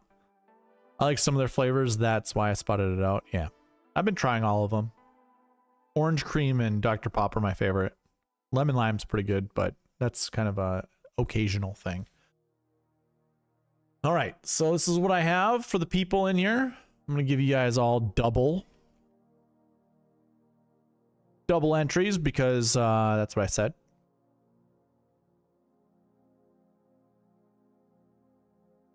Burns, Perez, Woodland. Okay, Phil, sounds good. All right, we're gonna start building some lineups. I'm gonna start with Gabe's from the beginning. So let me actually go back to this. So I'm either gonna give you, so this, whatever happens first, I build you 10 lineups or 3 minutes go by. So I'll put a 3-minute timer on, and this is just to speed up building lineups. So be prepared when I call your name that you're ready to tell me you like a golfer or you don't like a golfer. So these are these are lineups for Gabe.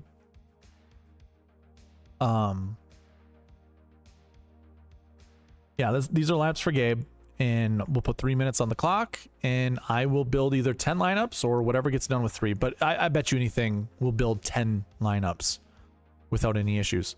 Very interesting lineup. Xander, Shane Lowry, Spieth, Dietrich, Mac Hughes, Noah Goodwin. Sure. I'm not going to pretend to know who a lot of these 6K golfers are or really care about them. Here's a more balanced build. Lowry, Spieth, Clanton, Yeager, Dietrich, Hughes. That one's fine. Like I said, Dietrich's going to show up a ton. There's Dietrich again. Lowry, Spieth, Scott, Benny Ann, Dietrich, and McGreevy. I don't mind that at all. Where I live, we have sodas and hoagies.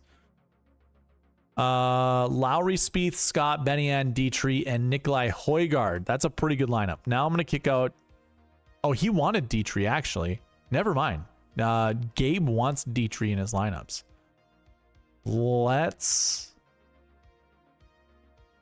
He wanted Lowry and Spieth. Let's kick out Adam Scott. I do think Adam Scott pairs really nicely with this core of golfers that Gabe put in the chat. You know what? I'll go ahead and pin his message to the top.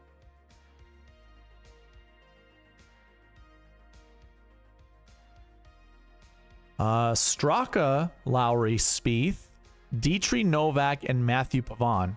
Okay, I don't hate it. Again, this is a week where Matthew Pavon could do well. Same with Quade Cummins. Like, I really do not care about some of these 6K golfers. They can be in one of my 100 lineups. Like, I don't care. Straka, Lowry, Spieth, Dietrich, Novak, Kazire. That one's fine. Michael Thorbjornsen. Doesn't seem like a good course fit, but who cares? Who cares? By the way, if you guys want the optimizer again, you can request it and you can change what you want from your waves down here. And in fact, any of you guys that are building lineups with me tonight, if you want me to change this, why don't you go ahead and tell me when I get to your lineups? Don't tell me now. When I get to your lineups, how many max AM golfers you want and how many max PM golfers you want. We'll change these two numbers right there. Let's see here. Lowry, Spieth, Kim, Dietrich, Gerard, and Mac Hughes. Sure. And that has Michael Kim in it. I'll probably do one more Mac Hughes lineup and kick him out. Well, actually, no. Should have kicked him out already, but this is the last lineup for Gabe. 3 minutes are already up. Straka, Lowry, Dietrich, Spieth, Dietrich, Novak, and Mark Hubbard. Okay, that works. So those were lineups for Gabe. Again, he came into the chat early on. He's one of my longest subscribers. So I just wanted to do that quickly for him. Next lineup.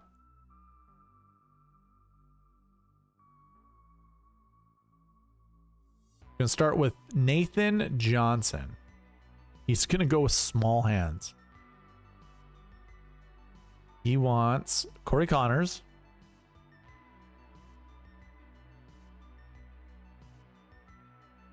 And where is small? 94, 9200. Okay. All right, Mr. Johnson, you are up. Here we go. We get Straka. All right, whoa. Connors, Kim, Scott, Mitchell, Dietrich, Mac, Hughes.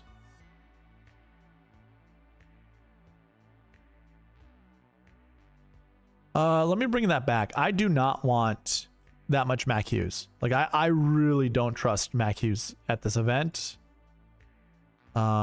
He's just not that accurate of a golfer since he picked up distance. So let's do this again.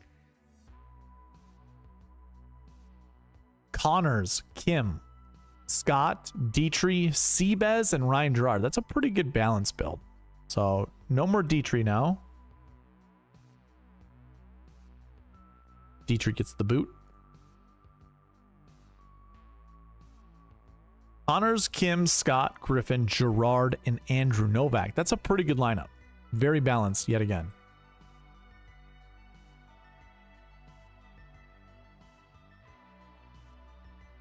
Connors, Kim, Scott, Griffin, Gerard, and Stevens. Nathan, do you want that much Adam Scott?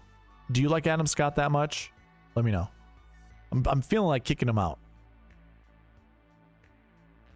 Best flavors: orange, Doc Pop, grape, and ginger and lime. I have not yet tried ginger or grape. I'll have to try those out. I did not care for the raspberry rosé or whatever that was. Strawberry rosé. Yeah, that one wasn't all that good. Berry's a bit bitter. Like, it's definitely a occasional thing. But yeah, Poppy's pretty good. Kick 'em. Let's see something different. Okay. This is a golf course where I just think, you know, like Adam Scott, it feels like he's kind of in his twilight of his career, and it's like he's going to show up every once in a while, but then he's just like, he's capped. Like, I don't think he's going to be that good. Xander, Corey Connors, Tom Kim. There's your Matt Kuchar, Cam Phillips and Chandler, or Cam Davis and Chandler Phillips. I really like that lineup because of how gross it looks. That looks like a lineup you cannot trust. Oh, we get the assassin. I heard Byron say it in his chat. Xander, Corey Connors, Tom Kim, Billy Horschel, Fishburne, and Hisatsune. Solid. Xander, Corey Connors, Tom Kim, Harry Hall, Johnny Vegas, and KH Lee. Hey, could do worse. I don't really like KH Lee that much, but it's not terrible. I like this lineup. Kind of got the Bash Brothers and Schmidt and Perez. Let me see if I can cruise through 2 more lineups for you. Corey Connors, Tom Kim, Moore, Cam Young. Hey, last week I was like, this is going to probably be the week that Cam Young plays well. And he made the cut. He actually played decent. So maybe he's on to something. And your last lineup is Corey Connors, Tom Kim, Taylor Moore, Cam Young, Gerard, and Seamus Power. Let's see. Can I build you one other lineup that doesn't have Cam Young in it? Nope, I cannot. Okay. So those were lineups for Nathan Johnson.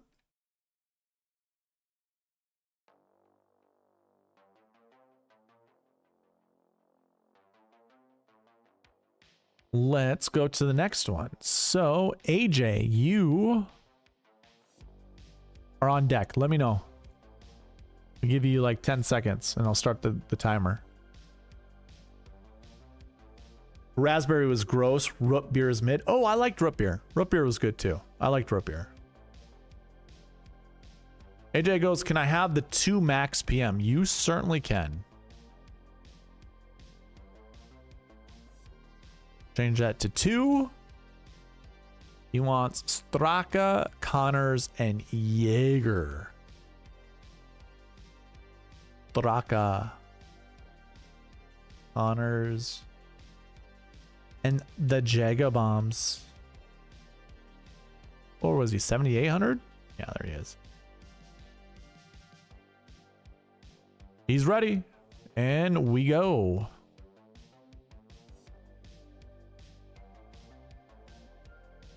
Straka, Connors, Jaeger, Mitchell, Thomas Dietrich, and Justin Lauer. Hey, it's a different 6K golfer. That's not terrible. Again, Dietrich is going to be in here a ton.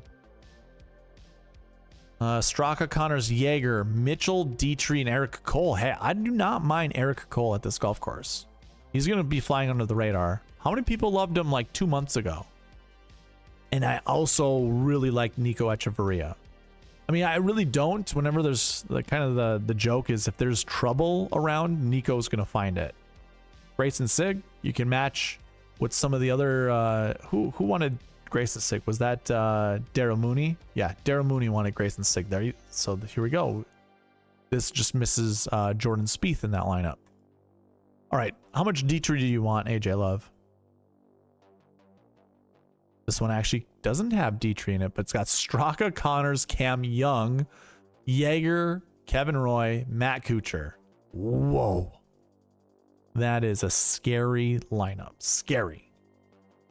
Straka, Connors, Jaeger, Mitchell, Dietrich, and Adam Svensson. Oh, I like that lineup a lot. It's not, you know, this is Valspar, and what's sexy at Valspar is not sexy at the Players. It's not sexy at the Masters. It's not sexy at the US Open. It's not sexy anywhere else but Valspar, where we could say your swamp donkeys are probably very, very prevalent. So you know what? Let's give it a sexy song.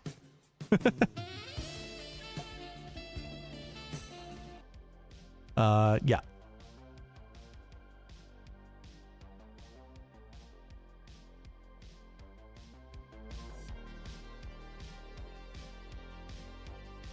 Straka, Connors, Jaeger, Mitchell, Dietrich, and Andrew Putnam. I really like that lineup. I'll give it one of these. Kick Dietrich, Mitchell. Okay, sorry, I didn't see that. I saw the poppy. We're talking about poppy soda for whatever reason. Actually, it doesn't bother me that we're talking about it. I drink it, so it is all good in the hood.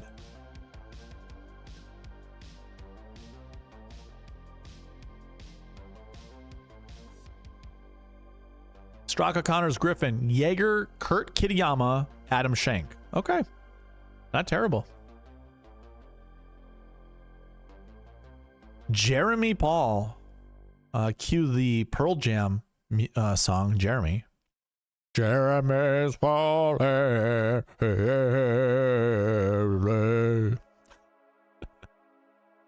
Great lineup here. Straka, Connors, Hovland. Ooh. Ooh. There's a lot of risk in that lineup, and I love it. I love it. Let's see, one more. Ooh. Oh, I like that lineup. I like that lineup a lot. Straka, Connors, Cam Young, Jaeger, Rasmus Højgaard, and Rico Hoey. Uncle Rio. Or, yeah, Uncle Rio. That was an extra one. I just wanted to see what it was. I probably wouldn't have saved it if I didn't like it, but I liked it, so you got an extra one on me. Okay, AJ, those were your lineups. Joanne, are you still in the chat by chance? Let me know. She wants Straka, Jaeger, and no Dietrich. So we got Straka, and we already have Jaeger. She wants no Dietrich.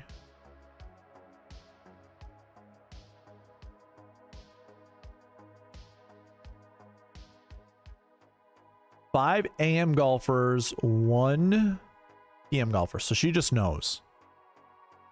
So yeah, I mean, we'll just do it like this. Just force its hand. You can't choose more than that. Okay. Here we go. Timer's on the screen. 10 lineups or 3 minutes. 3 minutes in heaven are better than 2 minutes in heaven. Tommy Fleetwood, Sepp Straka, 2 10K golfers. Then we drop into the 7s. We get Griffin, Jaeger, Roy, and Mac. Meisner. I like that. I like Meisner this week for a 6K golfer. Made the cut at the players, so that's something. Then we go 10 9 8 7 7 7 with Straka, Tom Kim, small hands, Tom Kim, Cam Young, Steven Jaeger, Mitchell, and Matt Kuchar. Jaeger's actually the low one out of that group. Well, we're kicking out Matt Kuchar because I don't believe in that. Matt Kuchar's model is just the model is spitting out such Matt Kuchar value from events back in the past. Fleetwood, Straka, Jaeger, Mitchell, Theegala, and Will Gordon. That deserves one of these. I really like that lineup.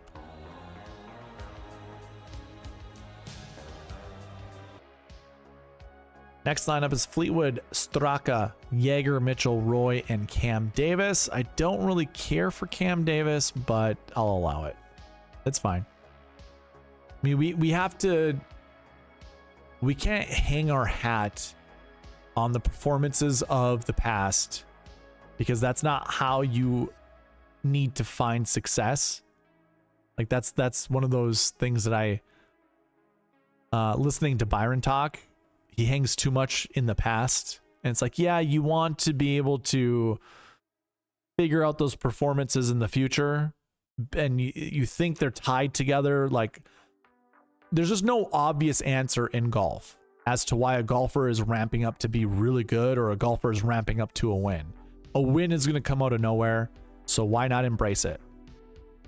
Fleetwood, Straka, Jaeger, Mitchell, Power, and Fishburne. I really like that lineup, Joanne. That's a good lineup.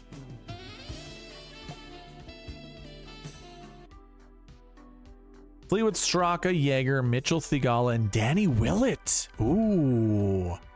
Danny's kind of a diamond in the rough. I do not mind Danny Willett.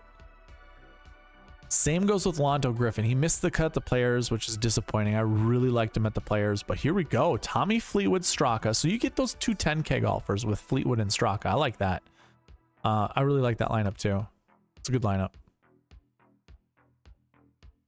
Straka, Tom Kim, Cam Young, Jaeger, Bezzy, and Rico Hoey. Okay, Joanne, that's another good one.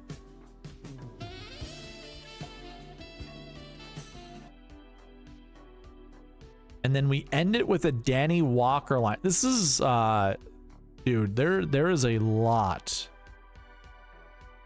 of potential in that lineup, Joanne. Danny Walker looked pretty solid at the Players, but it could have just been a one week thing. Either way, I mean, Danny Walker's not a terrible choice. All right, let's move on to Daryl Mooney. Daryl wants Straka. So everyone is on SEP this week, it looks like. So Straka, Spieth, which I love. That's great. And then Grayson Sig. So I have to figure out what his price tag is. It's not a name that I really familiarized myself with this week. There he is, 6,800. So let's give him a 200-point boost just so we don't have to deal with trying to mark him, like battle the optimizer. Daryl, let me know when you're ready.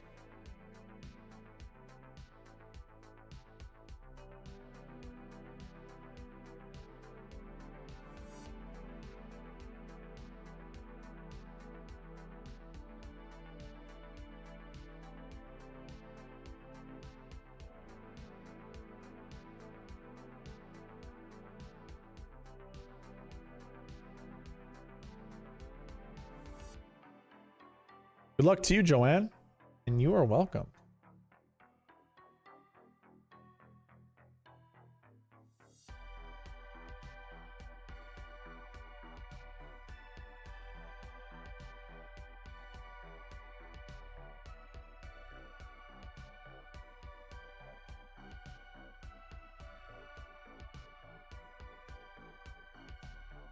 No Daryl? Paging Daryl Mooney. Daryl, I'm going to give you 10 seconds. Once I get to 250, I'm going to start building you some lineups. Straka, Spieth, Grayson Sig. All right, here we go.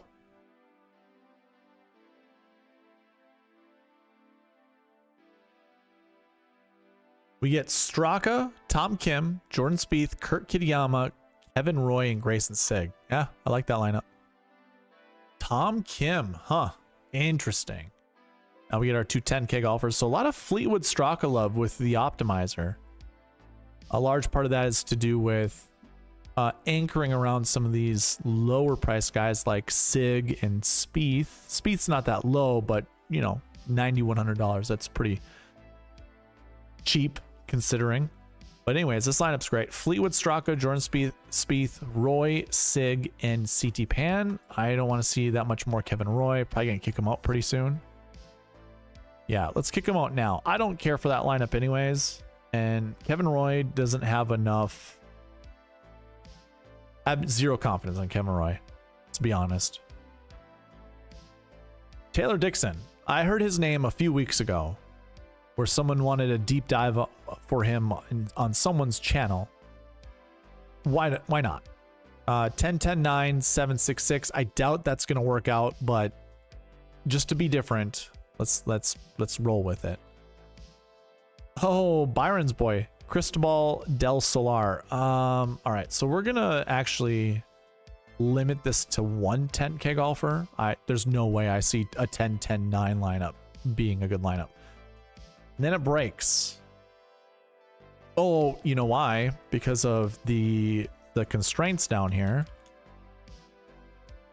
Mr. Mooney didn't tell me to do that, so let's remove those.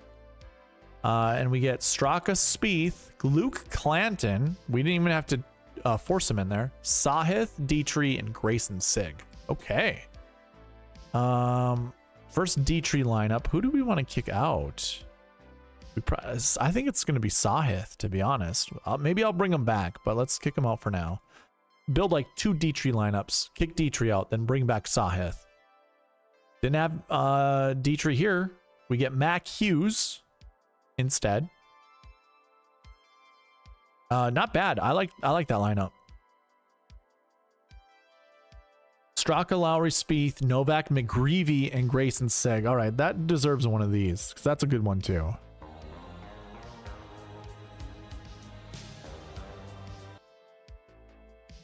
Yeah, this one's fine with Nikolai Højgaard. I like it. I do like the, again, I don't, well, 1099, that's fine. 1099 is fine. 10-9-8-8-7-6.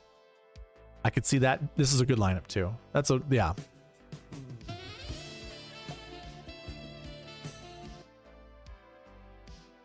Jake Knapp gets involved. Okay, yeah, this is a good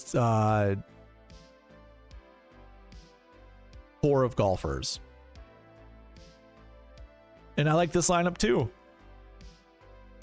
Straka, Connor, Spieth, Novak, Svensson, and Sig. I really like that lineup. That is a very sexy lineup. I guess if there's a Sig lineup, I'm probably doing that one. I'll save that one. Okay. Next one up, Tim Tulos. Tim, are you still in the chat by chance? I know it took a little while to get there, but hopefully you are, so we can build you some lineups. Fleetwood, Connors, and Jaeger. I do like that. Look at that. Tim is on point. 4 a.m. and 2 p.m. Fleetwood, Corey Kahn, and Steven Yaga. I do need to remove Sig's 200-point boost. I probably need to bring back some of these 6K golfers.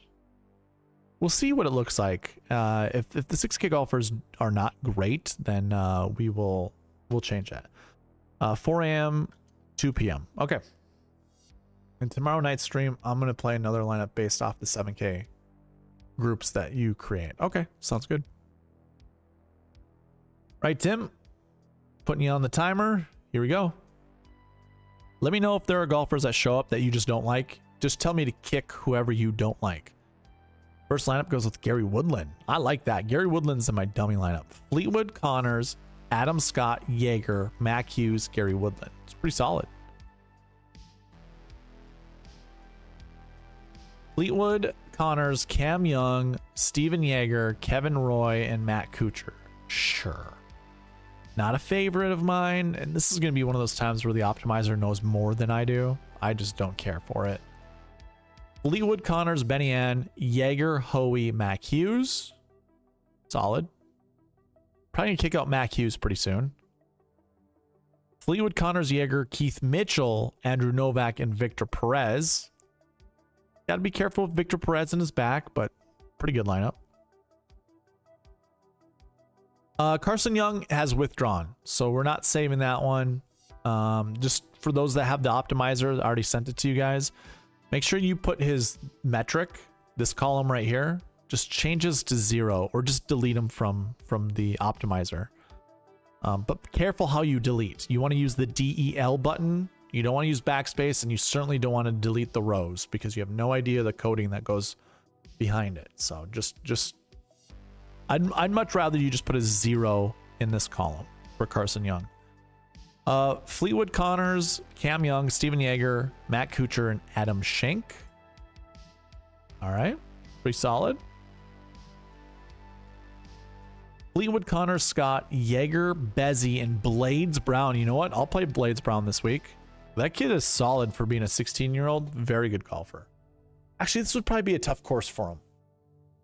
I'm willing to do it. David Lipsky, Stone Min. Fleetwood, Connor, Scott, Jaeger, Mitchell, Lipsky. That's fine. That's fine. Harry Higgs. I'm going to say no. I am not a big rig guy. Don't really care. Rafael Campos. Interesting. Fleetwood, Connors, Tom Kim, Jaeger, Hughes, and Campos. I'm going to not save that one, but that is a very interesting lineup. Ricky Castillo. That one I don't mind. Fleetwood, Connor, Scott, Jaeger, Hughes, Castillo. You're wondering why I pronounced it that way. Apparently that's how he wants it pronounced. I heard that from one of the broadcasts. So just relaying the information. Fleetwood, Connor, Scott, Jaeger, Hughes, and Tristan, I should say, Lawrence. Sure. Could probably do worse. Could probably do better, but that's not bad. I'm glad it didn't have another Adam Scott, because I would have probably been like, nah, we're not keeping that one. But this one's fine. Fleetwood, Connors, Jaeger, Mitchell, Harry Hall, Antoine Rosner. I like it. That one was a good one. That one was good.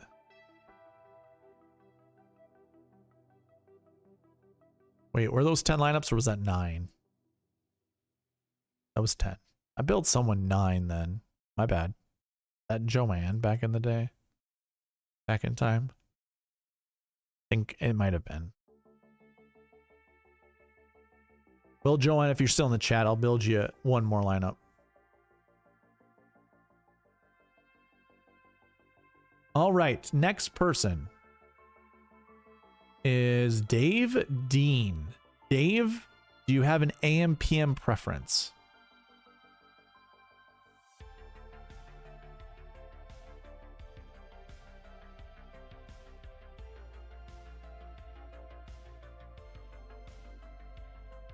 Thomas and Clanton. JT. This might be one of my favorite ones. 3-3. Ooh, I like that. If it was up to me, this is how I do it. I go 5-4. I'm always a component of 4 a.m. being the max and 5 p.m. just for you guys to know in the future.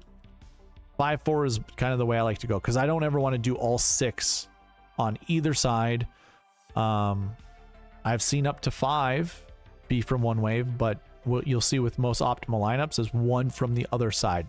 Just always, there'll always be 1.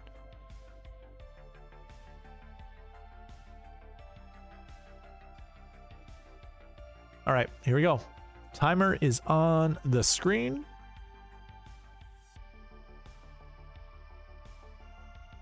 JT, Clanton, Scott, Dietrich, Bezzy, and Mac Hughes. I like that lineup a lot.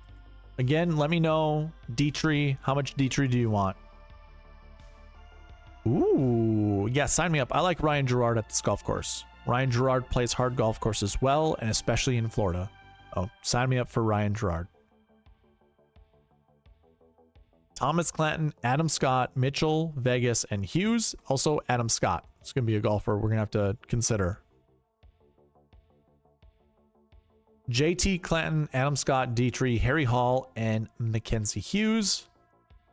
Probably going to kick out Mackenzie Hughes pretty soon. It's a lot of Mackenzie Hughes. All right. 10-8-8-7-7-7. I like it. JT, Clanton, Scott, Dietrich, Novak, Kuchar. I'm not a huge Kuchar fan. Yeah, let's I'm gonna bring back Hideyama, and I'm gonna kick out I'm gonna kick out Hughes. I'll let Matt Kuchar show up one more time, and then I'm gonna kick out Matt Kuchar. And here it is. JT, Clanton, Scott, Dietrich, Stevens, Kuchar. So Kuchar's gonna get the boot.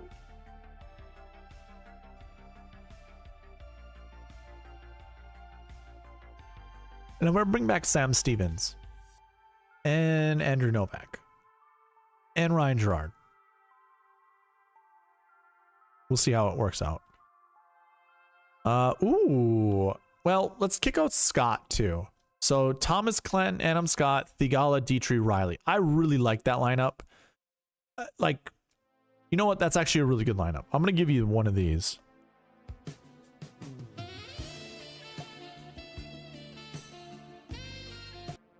But we're going to kick out Adam Scott. I don't like it.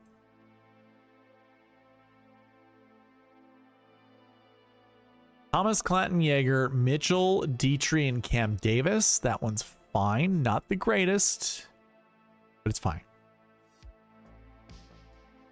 Thomas, Clanton, Victor Hovland, Keith Mitchell, Billy Horschel, and Kevin Roy. Go ahead and kick out Keith Mitchell. And let's see what comes last.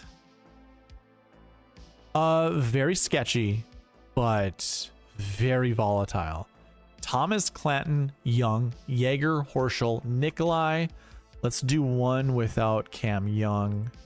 It's kind of just a little bonus. I'm not going to save it. Let's do one with Cam Young and without. Actually, we'll see. Yeah, we'll see if he shows up. Thomas, Clanton, Benny Ann, Thigala, Dietrich, and Rico Hoey. Okay, so it was Thigala that I want to kick out. I don't really trust Thigala, but this lineup right here is solid. That one's solid. Okay, last one for Mr. Dave Dean. Yeah, and I like this one better.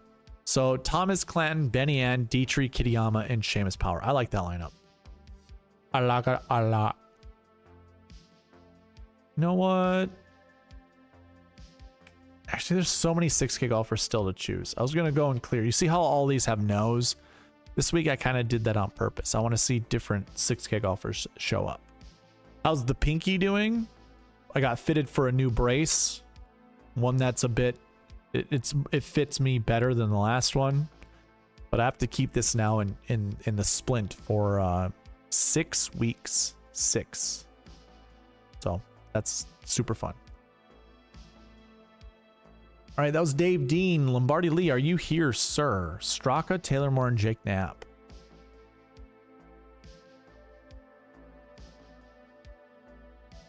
Straka, Taylor Moore, and Jake Knapp. I think what? Taylor Moore's 86? Yeah, there we go. You are welcome, sir. 17 likes. What's the likelihood we get 8 more likes by the end of the video?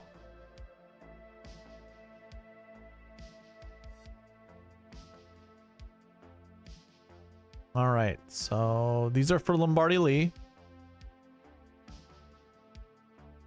I'm gonna give you 10 seconds.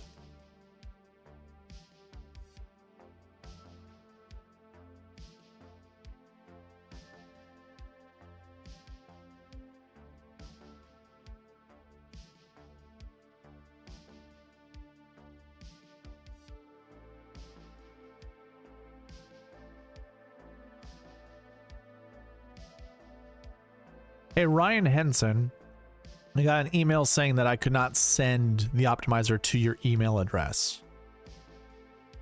You typed it in wrong. I just noticed you typed it in wrong. Okay. I'll have to change it. I will have to change it.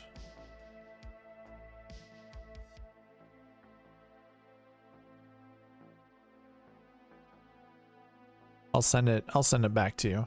Okay. Sorry about that. Lombardi Lee is not in the chat, so we'll start without him.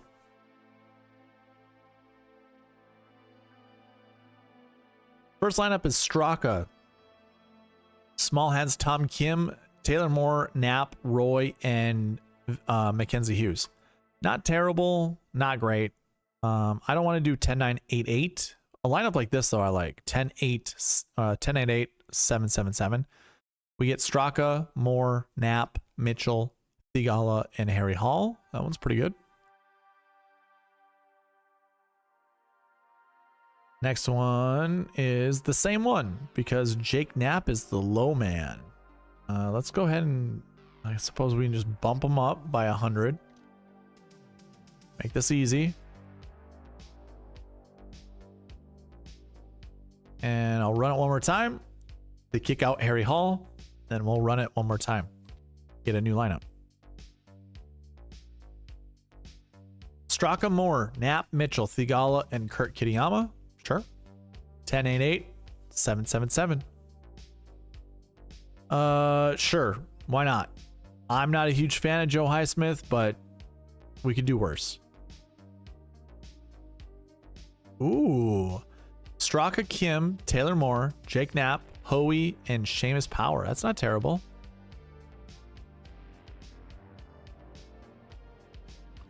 Straka, Taylor Moore, Knapp, Mitchell, Thigala, Rasmus Højgaard. Okay. Keith Mitchell. That's a lot of Keith Mitchell tonight. Actually, it's a lot of everybody tonight in this range. Mitchell and Jaeger. Let's bring back those guys. Keep those guys kicked. Okay, that's fine.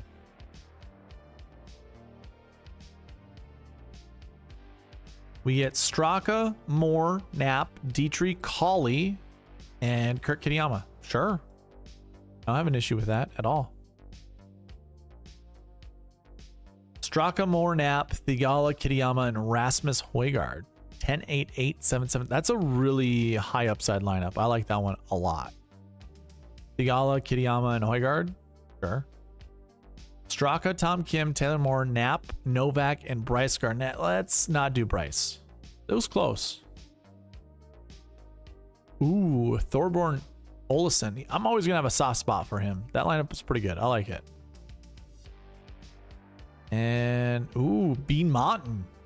As Dave Bialeski would say. Bean Monton. Straka, Kim, Moore, Knapp, Novak, Bean Monton. Sure. And the last one, just to give you a different one. Tim Vieding. Straka, Burns, Moore, Knapp, Power, and Tim Vieding. Probably not. That's a lot of, you know what? I guess maybe just to be a bit different. Sure. That one's fine.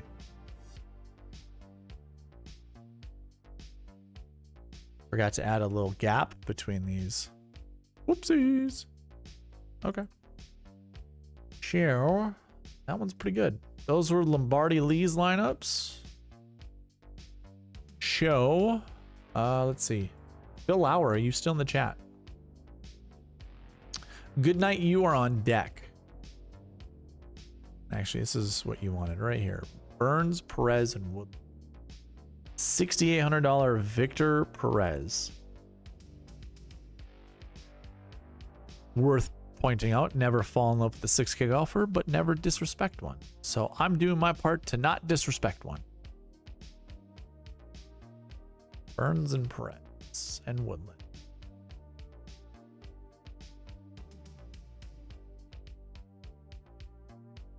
Woodland. Where's Woodland at? I thought he was 7K on the button, wasn't he?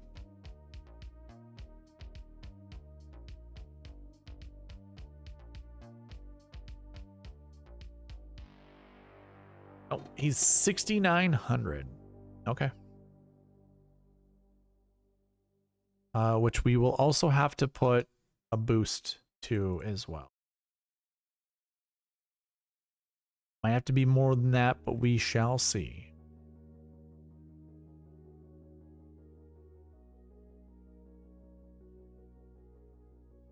Okay.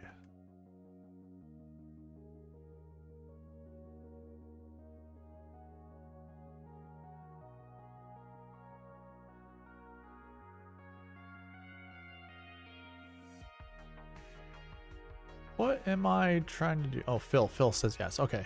Here we go. Sorry, I that was such a brain fart on my. Oof.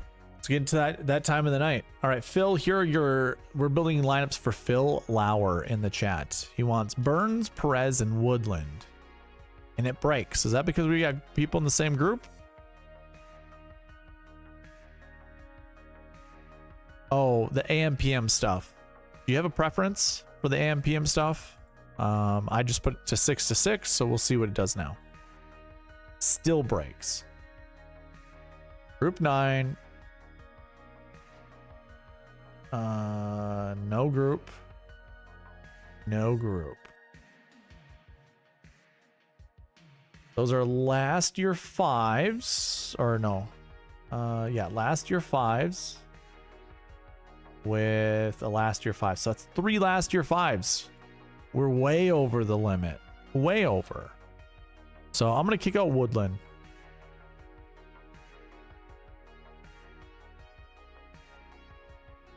We are going to kick out Woodland. Because your original one was Burns and Perez. So we'll just do it this way. You get JT, Sam Burns, Thigala, Ryan Gerard, Mac Hughes, and Victor Perez. That's a really sexy lineup. That's really good.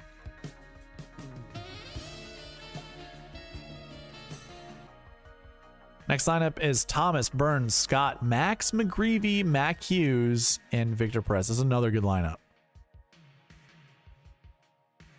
Nikolai, yeah, sure.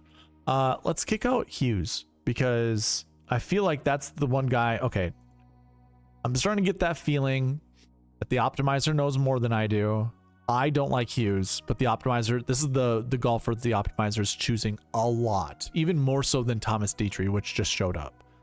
What a solid lineup. Xander Schauffele, Sam Burns, Sahith Theegala, Dietrich, Norgard Muller, and Victor Perez. Yeah, pretty solid.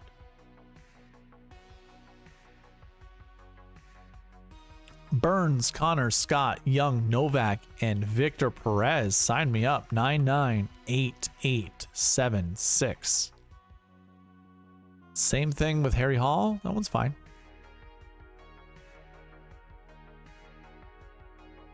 Ooh, we add Cam Young to make it real spicy, and Kevin Roy. I don't like it, but it could do damage. Put it that way. It'll probably do damage. I like Seamus Power a little bit more. So these two golfers here, little sketched out having those guys in my lineup. So if this happens one more time, which it did, now we kick someone out, and it's going to be Cam Young. And I'll do one more Adam Scott lineup, and then Adam Scott's going to get the boot. And there you go. First Zalatoris spotting tonight. So you get Burns, Zalatoris, Adam Scott, Theegala, Dietrich, and Perez. Now we kick out Adam Scott. Oh, man. And we get Xander, Sam Burns, Jaeger, Theegala, Hoey, and Victor Perez. That's a solid lineup. I really like that lineup. Okay.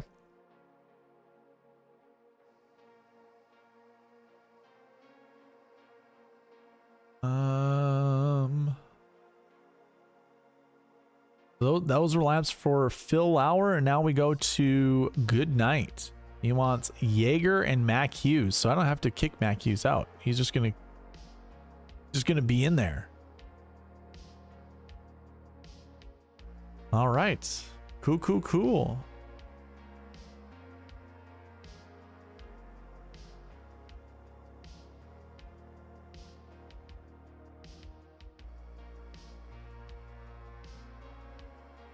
Phil, you are welcome, sir. Well, no. Never mind. I'm gonna continue to kick everyone out.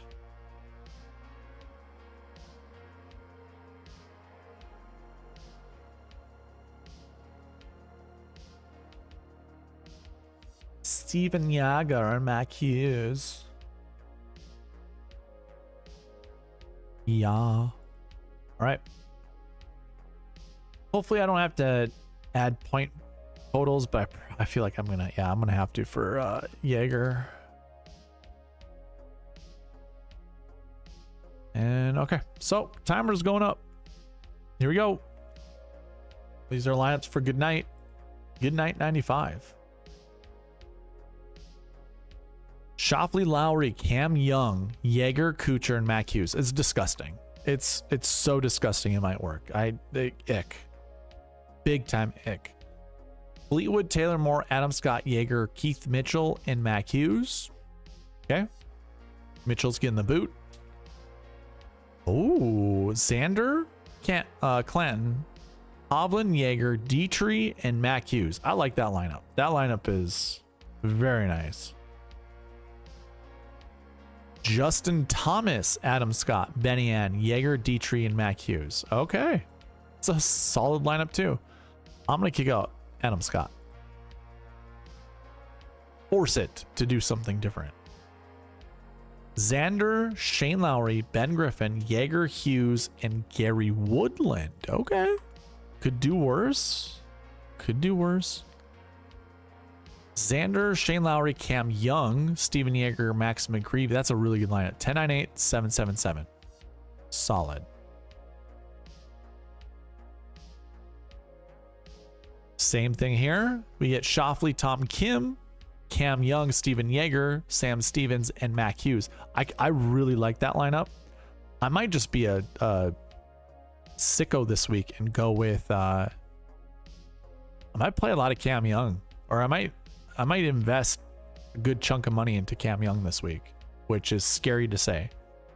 Schauffele, Moore, Hovland, Jaeger, Gerard, and Mac Hughes. It's a solid lineup. I'll give you one of these.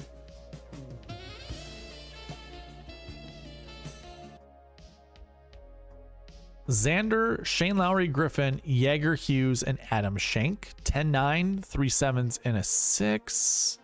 Could do better. Yeah, let's just build 2 quality lineups. Chan Kim. Well, I mean, yeah, for having a different type of lineup, I should have saved that one. Xander, Taylor Moore, Victor Hovland, Jaeger, Harry Hall, and Mac Hughes. Sure. Dude, I used to go heavy Cam Young and got full-blown PTSD. It happens. It happens. Shane Lowry, Xander, Taylor Moore, Jaeger, Hughes, and Vince Whaley. 10-9-8, 7-7-6. I love it. Let me give you one last one just for good measure. Kick Hughes, he says. You asked me to anchor around Hughes. Let's see here. I want to bring back one of the Højgaard brothers. There he is.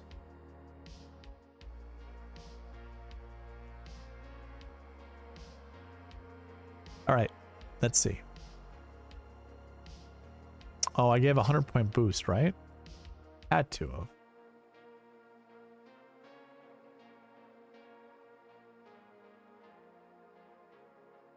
Oh, I guess I didn't.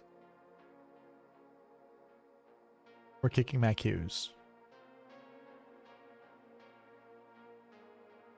Phil, you said the PTSD thing with Cam Young. I have a similar experience with Jason Day, and here's my 2 cents about Jason Day. So when you think nothing about owning him or rostering him is when he's going to withdraw on you. And that's what happens. Last week happens. He withdraws on you, and then you remember why you don't like why you don't like Jason Day. Xander Schauffele, Shane Lowry, Steven Jaeger, Thomas Dietrich, Seabez, and Matteo Monacero. Okay, that's interesting. And just to do one more lineup, just to see what it looks like without Mac Hughes. You get Henrik Norlander in there, which I don't hate. Actually, I like it a lot. It's a good lineup. Cool. All right. I will field a couple more questions, but I'm most likely going to call it a night right here. I am getting tired, and the interaction with the chat, or not interaction, but chat has been somewhat quiet. Looks like 10 viewers, so we're a little low on the viewer count. Also, I could actually use a little bit of that time. So I will 3 minutes of questions. Whether you guys have questions or not, let me know. I might just think about some questions or some lineups that I want to build tomorrow.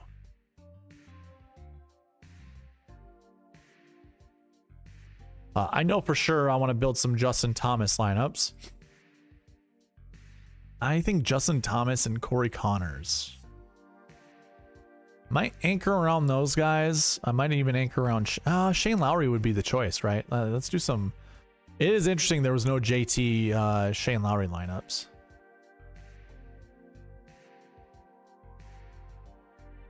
Bill says good night. Good night. AJ says see you tomorrow. I will see you tomorrow. What do you think about me going all in on Xander? Well, it's all about risk tolerance. The only thing that I've ever learned about going all in on golfers is, one, you tend to pay attention more. You tend to remember your failures more. I remember, for me, going all in, I'm way more unsuccessful going all in on anybody. Doesn't matter who it is except for Scotty Scheffler. Scotty Scheffler, it's like a 50% hit rate. So I don't remember being wrong more often than I'm right about Scotty Scheffler. And Scotty Scheffler doesn't tank my lineups like, say, a Xander Schauffele might tonight. Can you name 2 players you don't like this week?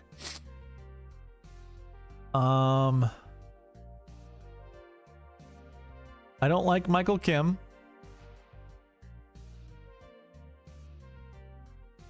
I don't like Victor Hovland. You asked for 2, but I could probably give you a third one. Actually, it just might be those 2. Yeah, I mean, the other guys, like, now when we venture down here, it doesn't really matter. I mean, it doesn't really matter. So, yeah. Okay. 40 seconds. Oh, yeah, I was going to build a lineup. Let me see what it looks like with JT and Shane O'Mac. A lot of what you would think. I mean, Chandler Phillips, that's pretty solid. I don't want Mac Hughes.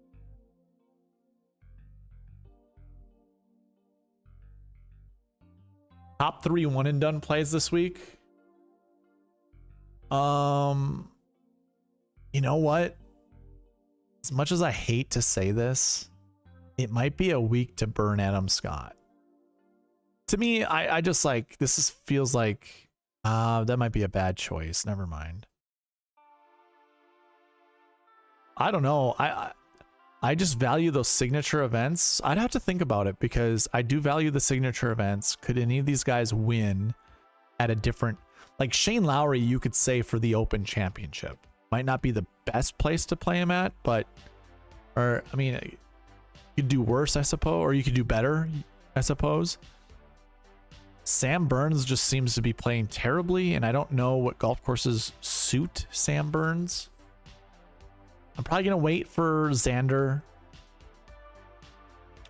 I really don't see JT, as much as he talks about wanting to win the Masters, I don't think he's going to win the Masters. I don't think he's going to win. Oh, he could win the PGA Championship. Yeah, I'm probably saving JT for the PGA Championship. That Quail Hollow, he's already won there before. I mean, I don't think he's just going to be able to win just because it's Quail Hollow, but I do like JT at Quail Hollow. Fleetwood, I suppose if you still have Fleetwood available, I don't trust him anywhere else, including the Open Championship.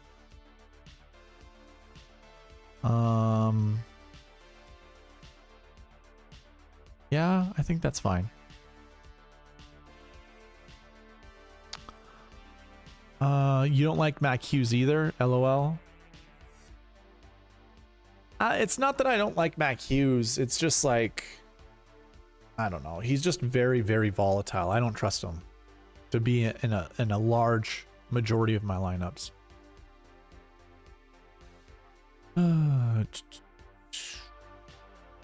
So Nathan, I guess, yeah, my question or my answer was probably Fleetwood being one. And oh, Corey Connors would be another choice. I actually wouldn't mind Corey Connors this week. Adam Scott for me would just be kind of easy because I'm not going to use Adam Scott anywhere else. Wyndham could be a good choice, but this, I don't know, just a feeling. Yeah, I don't know. Taylor Moore, I guess, maybe. Daryl Mooney goes, Poston, Willie Z, Kitayama, or Moore. If I'm choosing between those 4, I'm going to go with Willie Z.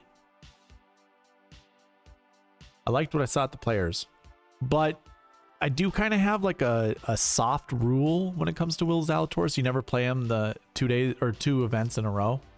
You never play him on the second event when it's two events in a row. I still think he's got back issues.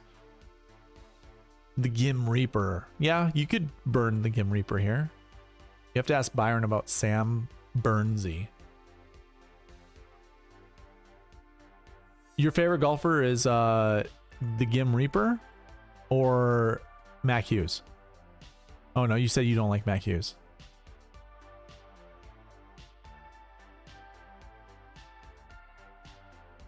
The Gim Reapers, who's your favorite golfer? Matthew Pavone.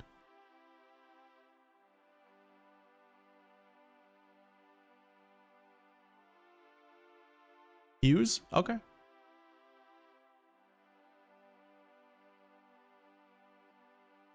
Thomas Lowry, Cam Young, Dietrich Novak, Thorbjornsson. That seems sketchy, but it seems like fun.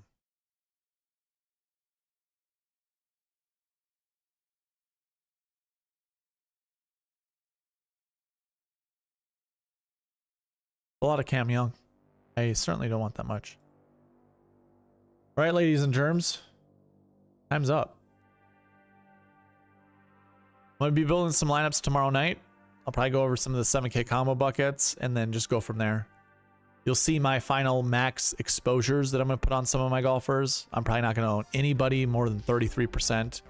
And if it's going to be anyone 33%, it'll be some of these top priced guys. It might be 2 of them. It might just be 1 of them. I don't know. I don't really care about anybody this week that much. So we'll see how it works out tomorrow. It's a good lineup on the screen. JT, Lowry, Benny Ann, Dietrich, Novak. Yeah, I like that. Save that one. All right, dudes, ladies and germs. See you guys later. Bye.